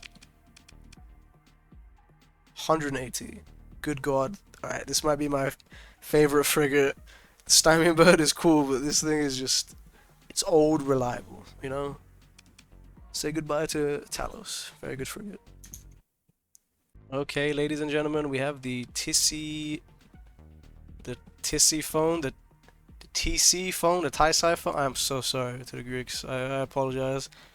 But this is a pretty straightforward attack frigate, with the system being it halves the shield arc but doubles its efficiency and turn rate. We've seen that before. Pretty good for a ship that is expected to take a hit to the face. What's really impressive about the ship is it has a top speed of 200 and has built-in weapons already, or auxiliary anti-missile launchers, which is to stop missiles, basically its own PD system. Now what you would use, up to you. This seemed pretty straightforward to me. Yep. You run in and you blast. Yeah, what really more is there to say? You have to use your speed. Boom, boom, boom, boom. If they come at you, you have the active. you'd want to use the more flux efficient weapon than I put, and that's for sure. Jesus Christ. And what do the missiles look like? You have to hold it. Interesting. And they're infinite. That's interesting. So that they're just constantly firing anti-missile launches, missiles. Right, let's test them out. God. Alright, let's try that again.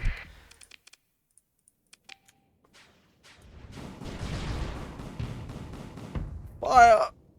Fire! Fire! As you can see, it kind of works. It's not gonna save you from a million harpoons, but you get the idea. That's pretty funny. Well, that's the Tissy film, ladies and gentlemen. Pretty straightforward attack frigate. I'm so sorry for butchering these names. It's the fastest ship we've seen so far, 200. I haven't seen anything top that. Very straight to the point. Okay, ladies and gentlemen, now we're on to the next frigate. The Laylaps Hunter. This is a very interesting ship, which you could easily justify putting into your fleet. So I think unlike most of the frigates we've seen, that are more like supplementary, this can actually have an active role in your fleet. And the reason why, it's very simple. First of all, speed of 190, absolutely crazy speed, only costs 5 to deploy, and it comes with 3 pointed small hard points all in the same direction, and a 360 hybrid turret. So you'd probably put a PD here, because the role of this ship is the missiles. You're here for the missiles, so let's make that clear. Expanded missile racks, your job. Now, you could do some meme, like anti-engine stuff, but realistically, you're gonna put torpedoes, aren't you? So let's just do that. In fact, let's see what the oil.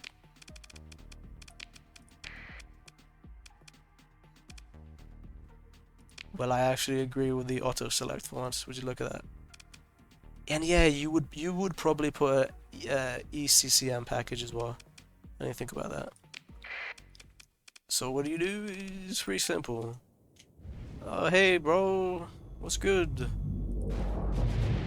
There you go. That's the frigate. No other frigate, apart from the Stymphalian bird, whatever, could probably have an alpha strike just that big. So that's a very interesting ship. If I was running a Scy Nation fleet, I'd bring one of these, and I'd manually put it in the back, and then call it in once I see a ship about to drop its shields. The AI probably isn't smart enough to hold the weapons until shields drop, but that's a pretty damn good ship. Laylaps, ladies and gentlemen. Okay, ladies and gentlemen, on to the next ship. So we have the Electo Escort Frigate. This has a very specific niche use. Well, realistically it has 2 uses, as I'll show you. So, the guns it has point every direction. It's incredibly quick, 160, and it's very cheap. What is the deployment cost? 4. This ship is so cheap. So you'd either use this as a PD ship, or what I would actually use it for, and I'd actually consider using it for this specific purpose, is in the beginning of a large fight, when you need to get the capture points so you can get more supplies to deployment points to bring your boys in. These ships are very good for that. Why? They fly fast, they go in, they have the guns to defend themselves from all directions, and they potentially can have a salamander right at the front, or a torpedo, depending on what you fancy. Let's see what the auto fit puts. Yeah, that's pretty reasonable as a PD ship. Not sure that's what I asked for though, but yeah, you get the idea. I mean, more is there? There's not really much to show you. Go in. It's a quick ship, and has this weird EMP release active. What does that even do? Does it actually shoot EMP charge? It does?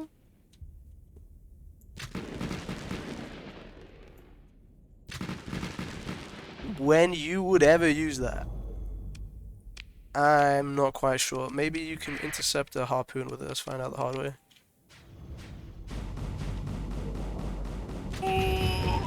Oh! Okay, I'm not sure if you saw that. Because the Valley of Death, you can use the active to block incoming missiles. That is insanely good. You can stop yourself. Okay, so this ship has really one purpose. You're capturing a waypoint with it and you're holding it until a reinforcements come, or you're doing PT shenaniganry. Very cool ship. That's the Electo class. Okay, ladies and gentlemen, we're on to the civilian ships, starting with the biggest freighter, the sub-capital freighter, the Xanthus, which is the Scyan equivalent of the Atlas, kind of. So if you look at the stats, 1,200 cargo, maximum burn of 8. Compare it to the Atlas, which has a cargo of 2,000 and burn rate of 6. So the Atlas is of course extremely slow, but the thing with the Atlas is you can militarize it, which gives it +1 speed, and then you can use augmented field drive to get it to +9. You cannot use augmented field drive on the sound ships. So this ship is always going to be stuck at 8, at least that's what it looks like on the surface. So technically you'd be able to get the Atlas to 9 right off the bat. Of course there's this skill called bulk transport.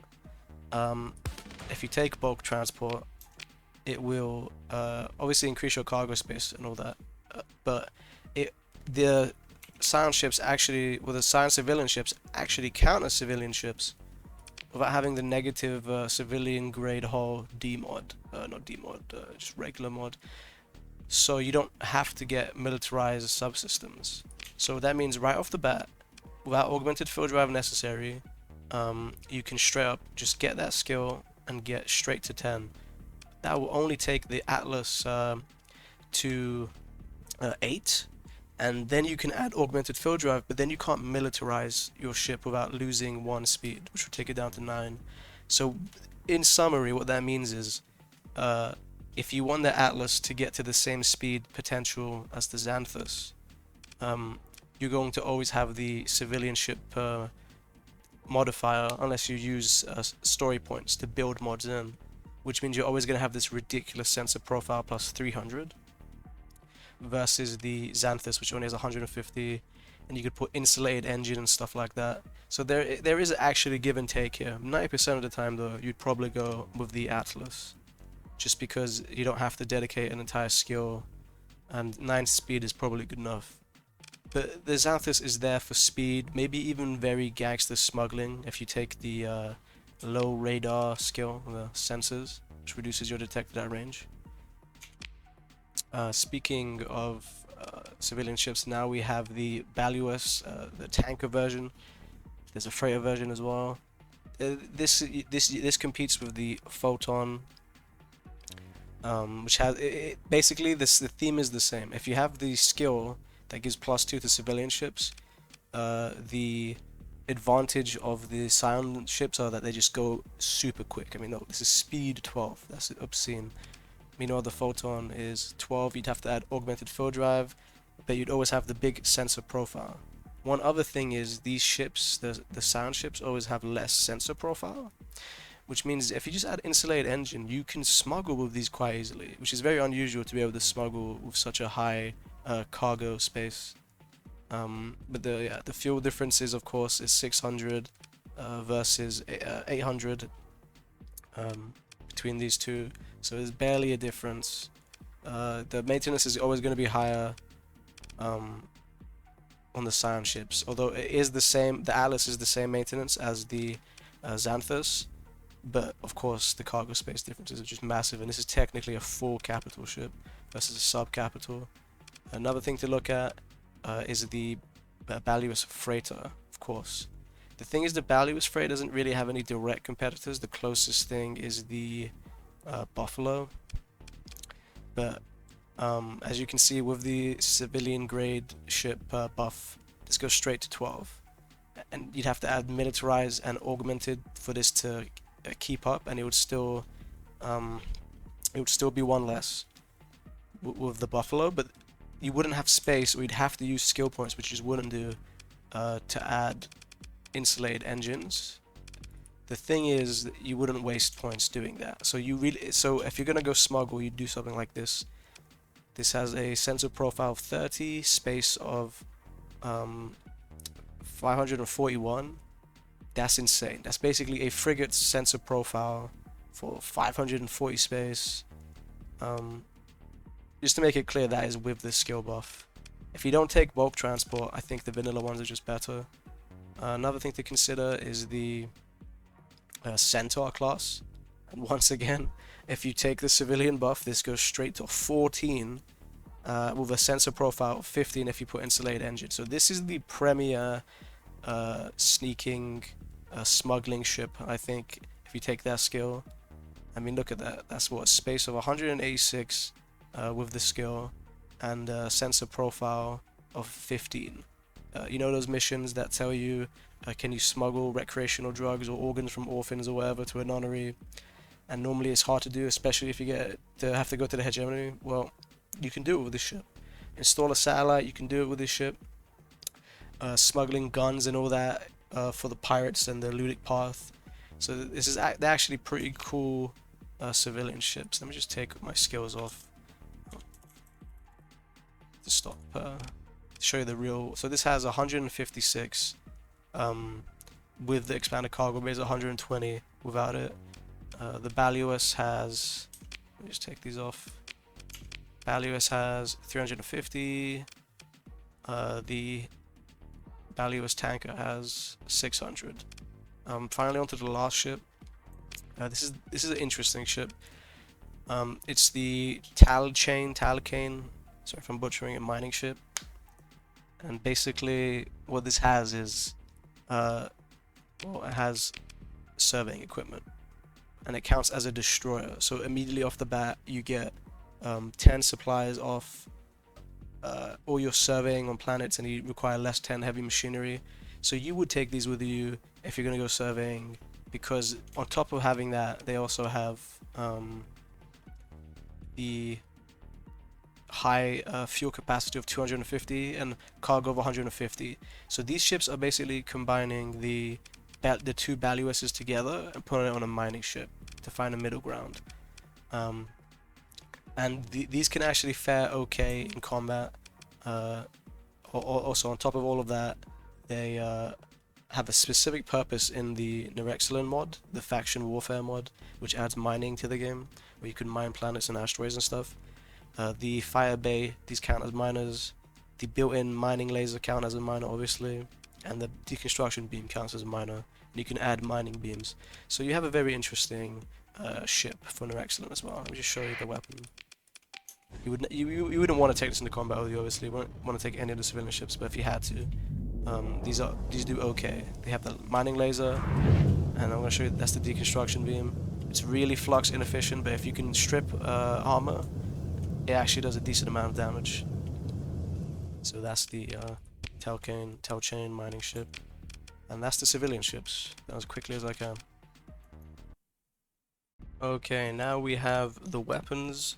I'm not going to be comparing these weapons against other ones because there's just too many weapons. Instead, I'm going to tell you what I think they're good for. So, first up, we have the Kinetic Accelerator Mark III. So this is the anti-shield weapon, large for the Scion Navy, and it's pretty flux efficient, 1.25. The range is pretty high, DPS is pretty high, so this is a pretty good gun. What's good about this gun is that it's all upfront damage. So if you see, it's pretty pinpoint. Boom. 1,200, just like that. Boom. Straight to the point. So that's a pretty good gun. Show it one more time. Most of the Scion large weapons are going to be like this, just massive alpha strike.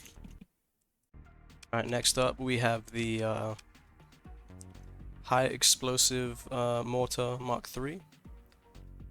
It's basically the anti-armor version of the Kinetic Accelerator, where it shoots 2 shots that compound to do a lot of damage. It does 400 damage per second, 800 range, pretty good. Let's just show it. Although this one spins a lot slower, so.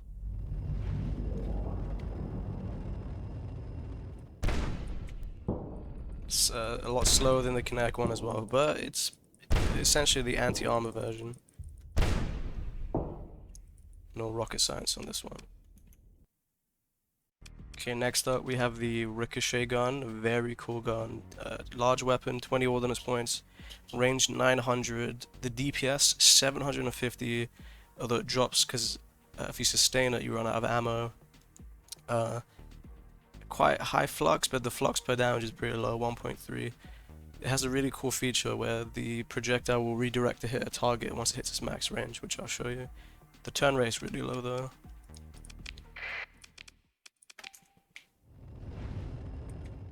So as you can see, this is out of my range.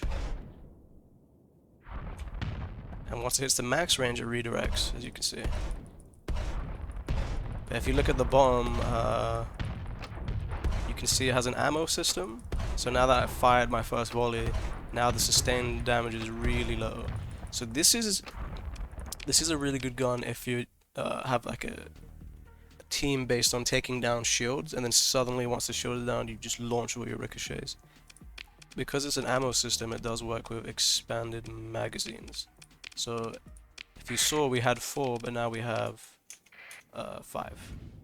So suddenly you can do this. And if you saw, it ricochets based on the max range. So if you increase the range, it will take longer to ricochet, which can be a good or bad thing. Pretty cool gun. Okay, next up we have the Zone Scorcher. It is a point defense gun. So it's designed specifically to shoot down fighters, although mostly missiles, because it's fragmentation damage.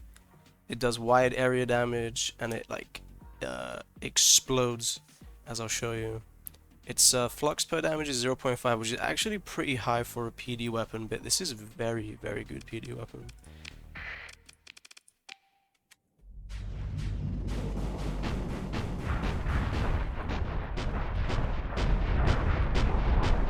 Okay, like, I just blocked how many harpoons with just one slot? Very good PD weapon. It has a range of 1,000, so it's a very high range. Ordnance of 16. A small refire delay. Really good gun. That's the Zone Scorcher. Okay, next up we have the Orion Artillery. Highest ordnance points cost in the whole Scion Navy, I believe. 26. Range of 1,000. Damage of 1,000. DPS of 250 is sustained, but 500 if you're firing within your ammo. This thing does have ammo. It has 4 shots and an 8-second reload. So this is really is an artillery gun, as it says. Flux per damage is 1, which is very good for a gun that has 1,000 range and has such high DPS. But once again, you have to play around the reload, and it has a smart ammunition where the projectiles have limited tracking, which I'll show you. So this is the Orion Artillery, and you know, if you shoot it, it doesn't look too impressive. 1,200 damage, pretty good. It actually has limited tracking, so if you shoot to the side, you see how it like curves in. There's nothing too crazy, but it's just free. The stats are really good, but in return for these good stats, you have ridiculous ordnance points requirements. So pretty good weapon. Okay, next up we have the Ultra Heavy Energy Blaster. 22 ordnance points, is an energy weapon, range of 750, it shoots 3 shots that do 350 damage each. 700 DPS, very, very high DPS, and it even has EMP on it. But the drawback is the flux per second is insanely high, 840. But even though it is insanely high, the flux per damage is very good, it's 1.2. So this is very good. And it's an energy weapon that does hard flux damage. So it's like a shotgun, I'll show you. Roll up on the enemy, and you start shooting. The first shot is super accurate. Every shot after starts to become more and more inaccurate if you keep holding the fire.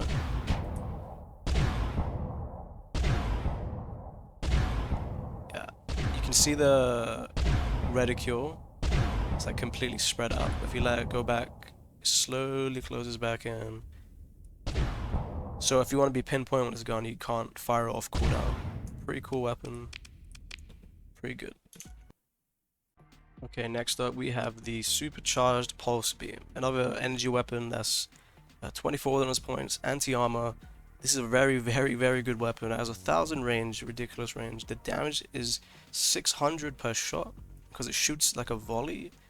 It hits super hard. It has 1,000 DPS if you fire within the ammo window, but if you have to wait for the reload, it goes down to 250. Even as EMP damage. The flux per second is ridiculously high, 1,400, 1.4 flux per shot per damage. So this is a really good burst weapon to just completely destroy armor. The accuracy is perfect. You wouldn't want this gun on auto fire. You would wait for the shield to drop and you'd blast, which I'll show you. So it shoots 4 shots. We have 4 ammo in the beginning, and it just look how quick it fires. That's it. You've burned through the ammo, and now you have to wait for the reload. Now, once you wait for the reload, as you can see, the rate of fire is just way worse. But you saw that damage, so that's a really, really cool weapon. I think it works with the expanded ammo magazines. Takes up to 6, you get 2 extra shots, and then suddenly, you know, oh, the shields are down. That just burnt through this thing's armor and went straight to the hull. So that's a very deadly weapon used in the right context. The Supercharged Pulse Beam, everyone. Okay, ladies and gentlemen, we have the next gun, the Nano-needle minigun Mark III. It is a anti-small craft weapon, large ballistic, 18 ordnance points, a range of 900, DPS of 1000, flux per second of 500, flux damage per damage 0.5, so it looks really good. Problem is, it's a fragmentation weapon. It does less damage to shield and armor, and it generates no hard flux, so this is really meant to just destroy strike craft, because if you take if you look at the volatile ammunition trait it has, it does an additional 300 damage per second. So this is a really good gun if they have no armor, and it's just stylish, as I'll show you.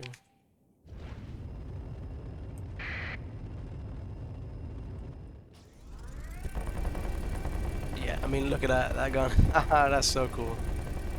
It's just a Gatling gun. But as you can see, because this target has armor, it's barely doing any damage. So let's try against the missiles. But this isn't really strictly a PD weapon.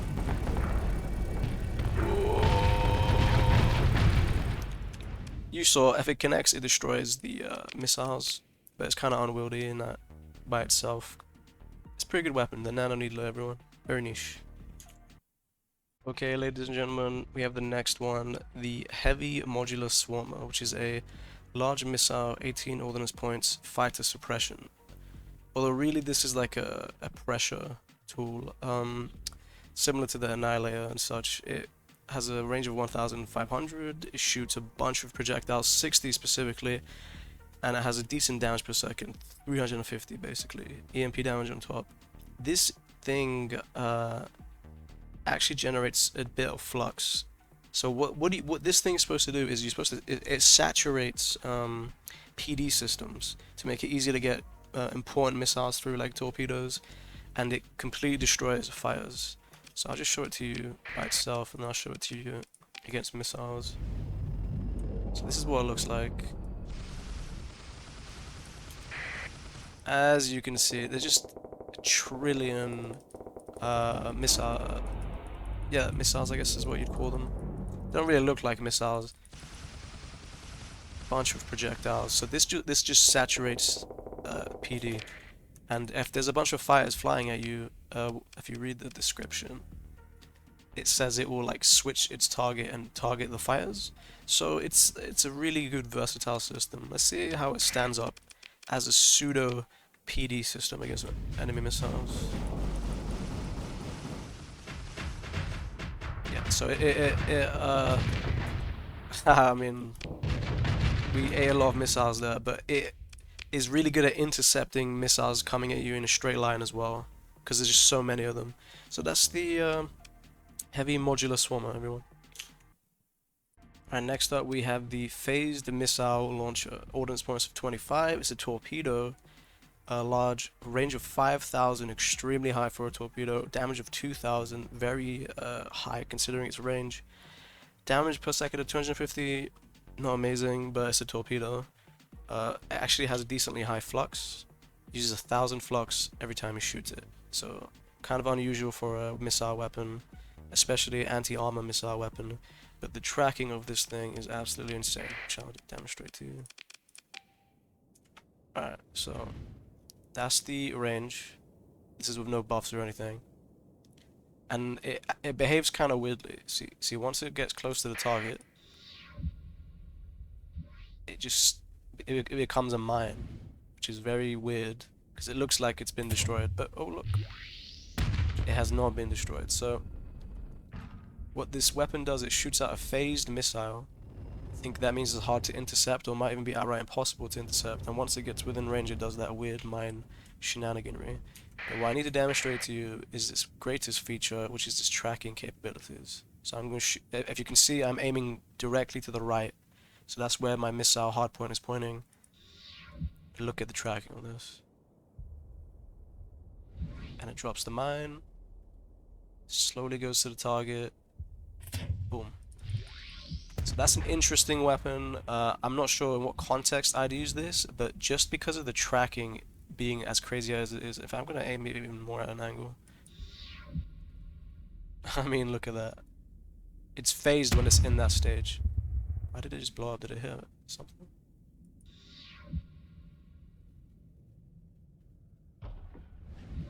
Yeah, it did. Alright. So that's a very interesting weapon. The phased missile launcher, everyone. Okay, ladies and gentlemen, we're on to the next weapon, and this might be one of my favorites. It didn't seem that cool until I read the description and I tried it out. So this is a special large missile, 23 ordnance points. Has a range of 4,000, damage of 2,000, EMP damage of 2,000. So the damage itself is pretty good, but the refire delay is 20 seconds, which is ridiculously high. So what do you use this weapon for? Because it's not really a kill weapon. Well, I'm just going to show it to you against the missile firing target.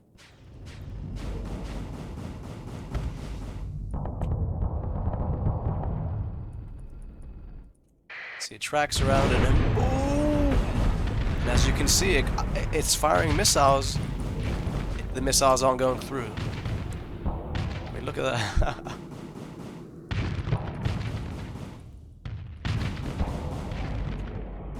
So what, like as you saw, it was just taking it around in circles, and it completely launched that guy to like outer space. So in what context would you use this? Honestly, I can think of 1,000 ways to use this thing. It's so good against a bunch of small units, frigates, destroyers, a big ship surrounded by fighters and stuff, and it's so good at blocking missiles and stuff like that. If you use this correctly, it's devastating. And if you read the description, it even says it sucks everything in, but it has friendly fire too, so make sure you don't miss with this thing. That's the Singularity Torpedo Launcher. Okay, now we have the most versatile and straightforward of the large missile hardpoints. We have the Laser Torpedo Pod. It's a generalized large mounted missile pod, 24 ordnance points, 2,000 range. The damage is based on, you'll see, it explodes and shoots a bunch of projectiles instantly. That does basically 2,000 damage, with damage per second of 333. It doesn't require flux to fire, has a decent refire, a delay of 6 seconds, it's super quick when it explodes. The tracking is okay, it's basically a very simple platform. Also, it doesn't do any specific extra damage, it's not anti-armor, anti-shield or anything, it's just spread out all around. And if you see, it just fires a regular missile, don't hit that damn asteroid. Alright, did you see when it exploded, it shot a bunch of projectiles right into it. It's like a shotgun. So when would you use this? When you just have a missile hardpoint and you don't need anything specialized. And the angle at which you fire, it will be where the missile will go. So as you keep seeing, it keeps going to the left side for some reason.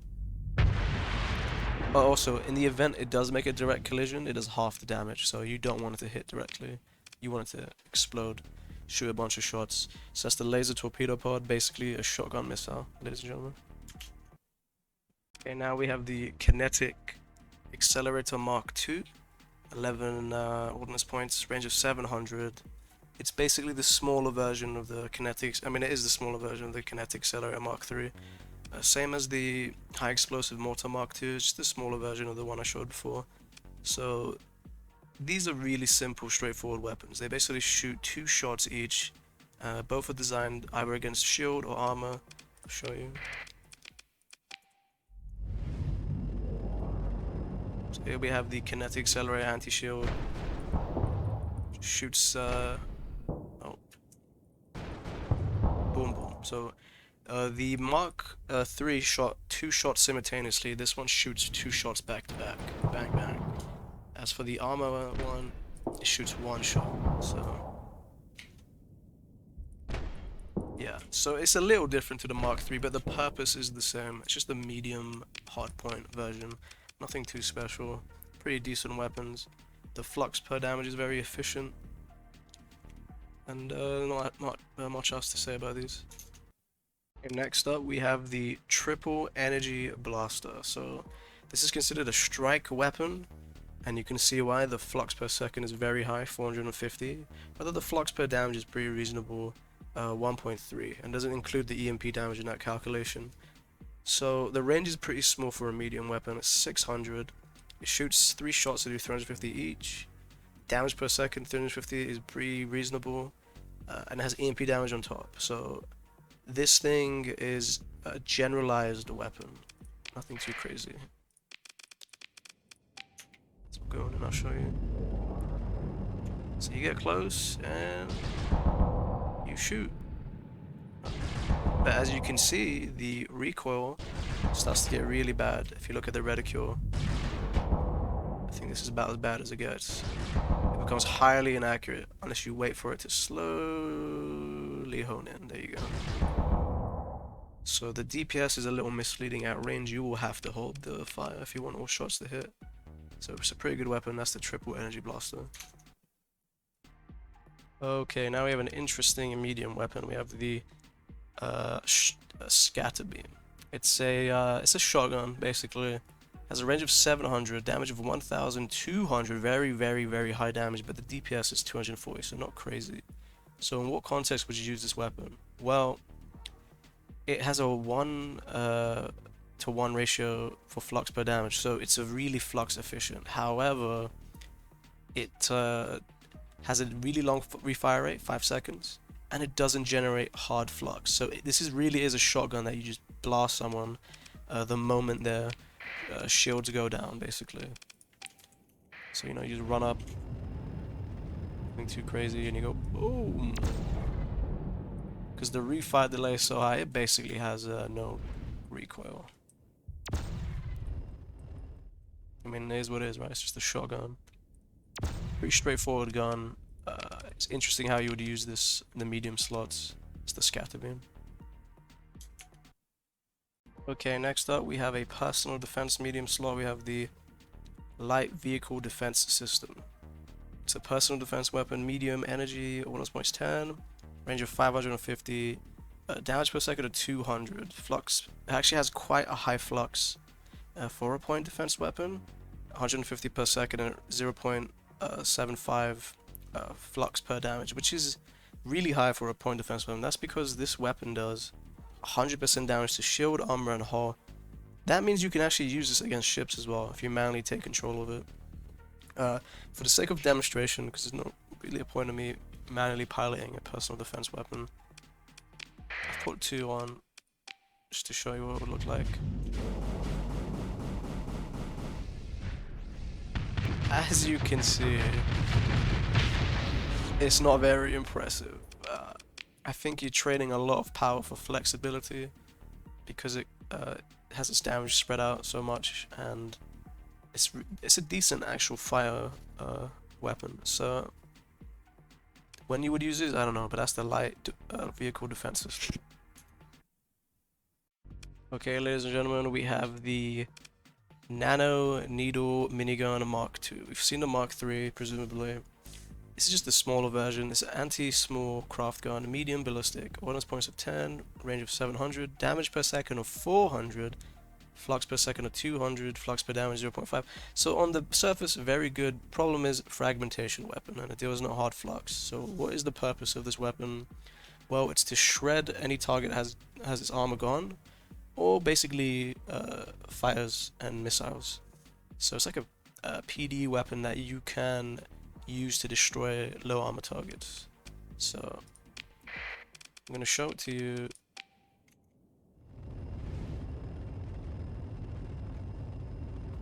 Yeah, it would look sorry, main gun just taking over. It would look something like this. So we've seen the big version. It's pretty damn quick and accurate, you know. The reason I have two is because I want to show it to you against a missiles as a pseudo PD system.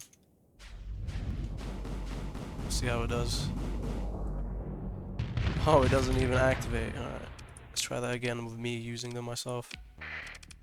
Because we saw the big one could actually intercept quite a bit.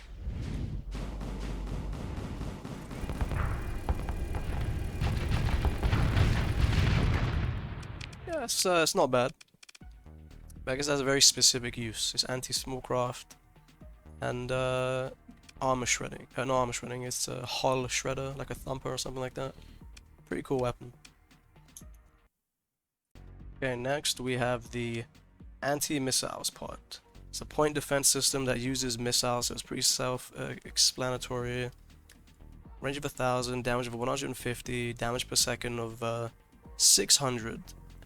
But it has a max ammo of 4, and it reloads every 5 seconds with again a 2 reload size.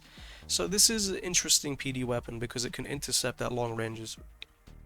I'll just show it to you when you fire it, just normally, see how it looks. It just fires a missile, nothing too crazy. Just combine these and put them on PD. Alright.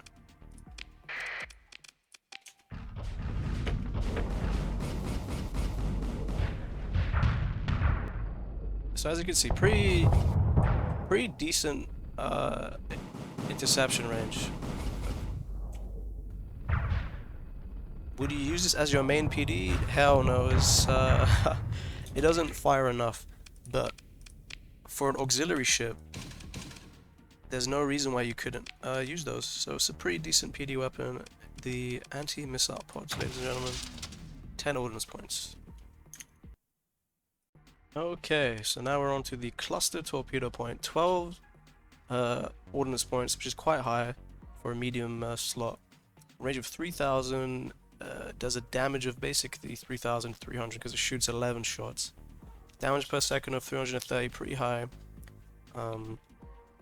It's a pretty good weapon. It's basically the armor shredding version of that other torpedo that basically shot out a shotgun. This one's a lot slower, but a lot more difficult to... It's more costly not to intercept because it does anti-armor damage and there's a lot of it. It's a torpedo, so let's go demonstrate that. As you can see, how quick it spins is ridiculously quick. It's super fast, and here it is.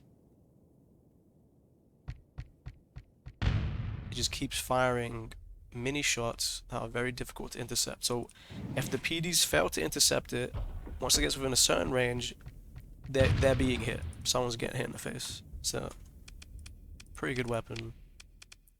Honestly, I could see myself using this. It's a lot more reliable than a lot of the anti-armor medium slot missile pods. So this is pretty good. The cluster torpedo pod. Okay, now we have the laser torpedo rack. I think we've seen the big version of this. It's basically a shotgun torpedo that shoots laser beams. There's the armor shredding version, but this is more of a general damage one. It does 100% damage to armor, shields, and hull, so it's very versatile, but it only has 4 shots. So let's see it in action.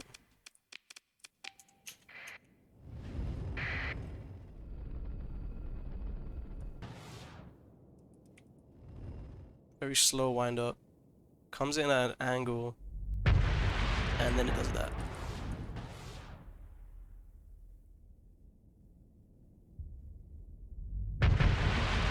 Pretty interesting weapon, very hard to intercept. Would I use this? I don't think it has enough ammunition, to be honest. What was it? It's only 4 shots each, so it's hard. It's a hard call. It's a pretty good weapon. I think it's decent because the damage per second is quite high. 333, no flux required. Gets 10 shots in, very hard to block. It basically forces someone to have to move their shields around while you go in for the kill. And that's the laser torpedo rack. Okay, we have the coasting missile pod. It's a standoff support medium missile, 10 ordnance points, 10,000 range, 750 damage each, quite high DPS, and has 20 shots. And you cannot fire a new missile while the previous volley is in flight. So this is a very interesting support missile because the range is really high and it actually does quite a bit of damage. It's pretty easy to intercept, but most support missiles are. So how do you use this? Well, this is a support missile, so you'd be a million miles away presumably, and you would just fire.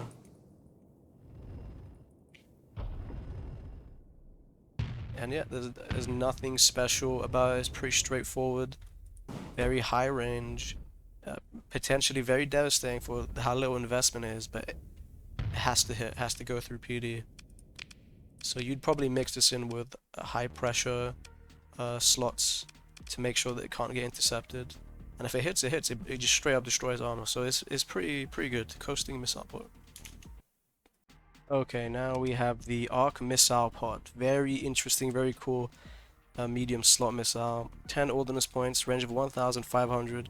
The damage is quite low, 100, but it's not for the damage. It's for the EMP damage, 2,500. Basically, what this thing does is it circles around back of the target and it constantly fires EMP shots at them. This is potentially completely devastating. You only get 3 shots, so it's quite niche, but it's potentially completely game changing. So let's go test that out. So you'd want to get in range. The range is quite small, and you fire it, and it's, oh look, it's so tiny, and it shoots EMP shots the whole time. Circles round back. So this would be taking out the engines and everything. If their PDs can't intercept this for some reason, this would just put a ship out of commission unless they have a 360 shield. So that's the Arc Missile Pod. And it says it has a max ammo of 3. Does it actually reload? Let's find out.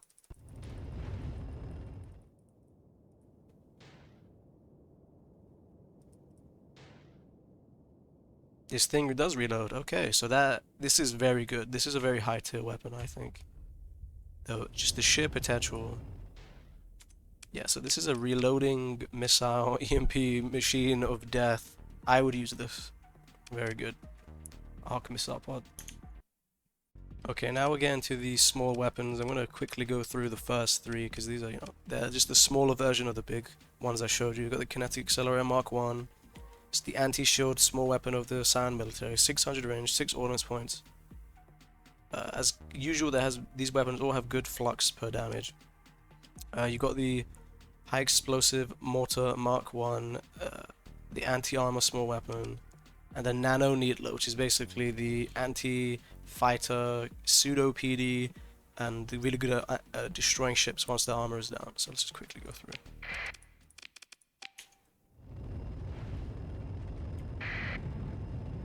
So this is the Kinetic Accelerator Mark 1. It shoots 1 shot.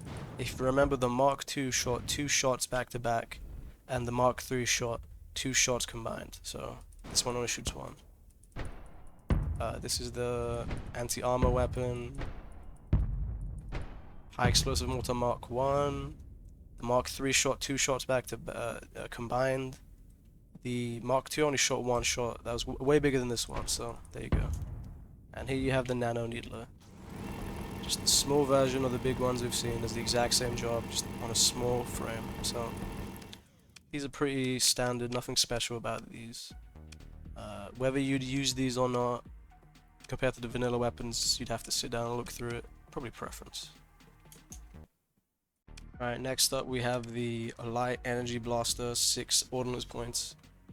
It counts as a strike weapon, it's an energy weapon, very small range of 500, damage of 300, very low DPS, 120. It has some EMP damage, so really it's basically 350 damage.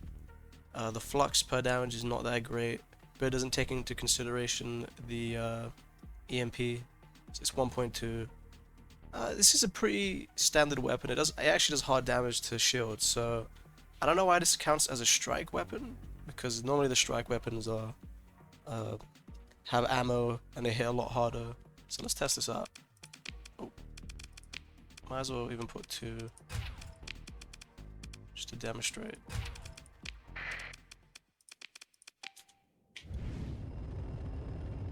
So the range, as you can see, is very small. Here's the weapon.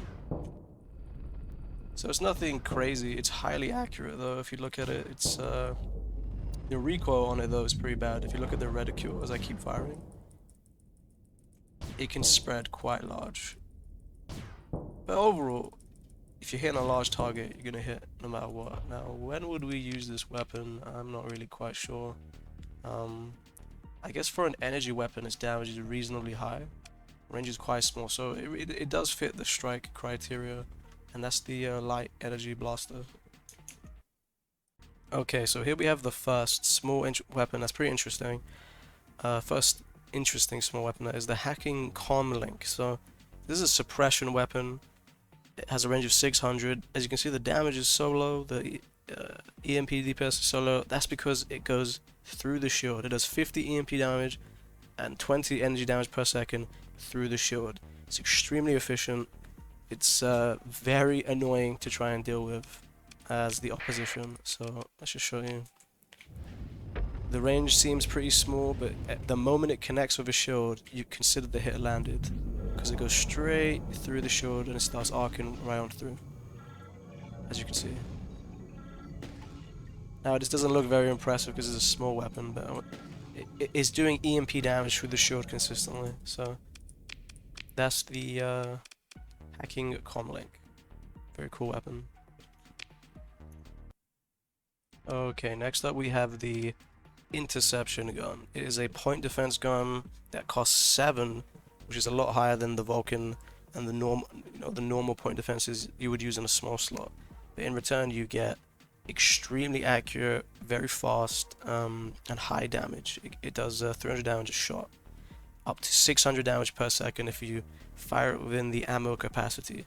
But it does have a max magazine capacity, so as you can see, once you get past that and you have to start relying on sustained shots, the DPS drops a lot. So we'll test this out against the missiles.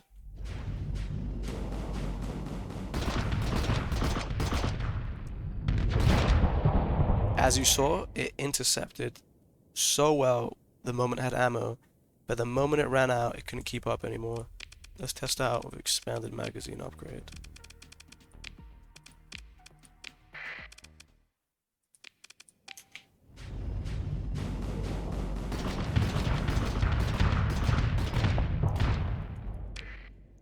Extremely devastating for a point defense weapon, especially if you can get the expanded magazine upgrade, or any upgrade that further increases the magazine size.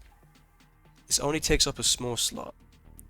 Now the large one, point defense we showed ages ago, is obviously a lot better than this, but it takes up a large slot. So you would use this on the sides of ships that rarely get flanked, but if they do, it can be dangerous. So this is pretty good weapons, the Interception Gun. Now next up we have the Grenade Launcher, which is like a middle ground between most of the missile hardpoints in the small slot. It's anti-armor, 4 ordnance points. very small range of 500. The damage is reasonably high. It's got 250 times 8, and so it shoots 8 pellets, which are very hard to intercept. Damage per second of 200, and has 40 bullets, or 40 grenades, I guess. So it's like a middle ground of what you can use in the small slot. Let's test that out. This asteroid.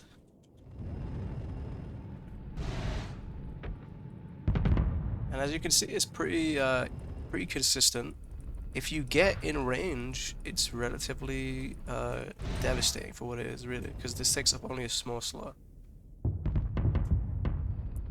Let's see how far the bombs can actually travel.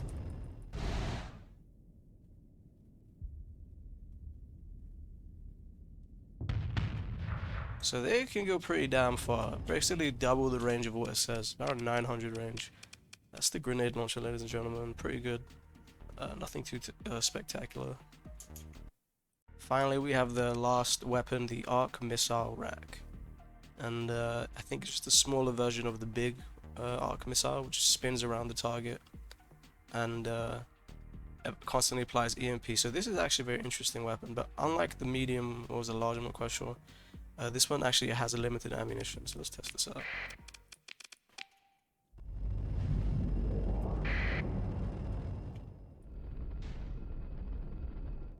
Yeah, so this is just the small version of the Arc Missile, and it's just as potent, really, for the ordnance points you put in. So this is a very strong, potentially devastating against low-tech fleets. Basically, if they can't get their shields up, and the PDs can't shoot it down in time, this will completely put a ship out of commission. How much damage does it do? So this is 2,500 damage. It actually does the same amount of damage as the other one. I guess the main weakness of this one is that it has a limited ammunition of 12, but 12 is actually plenty of shots.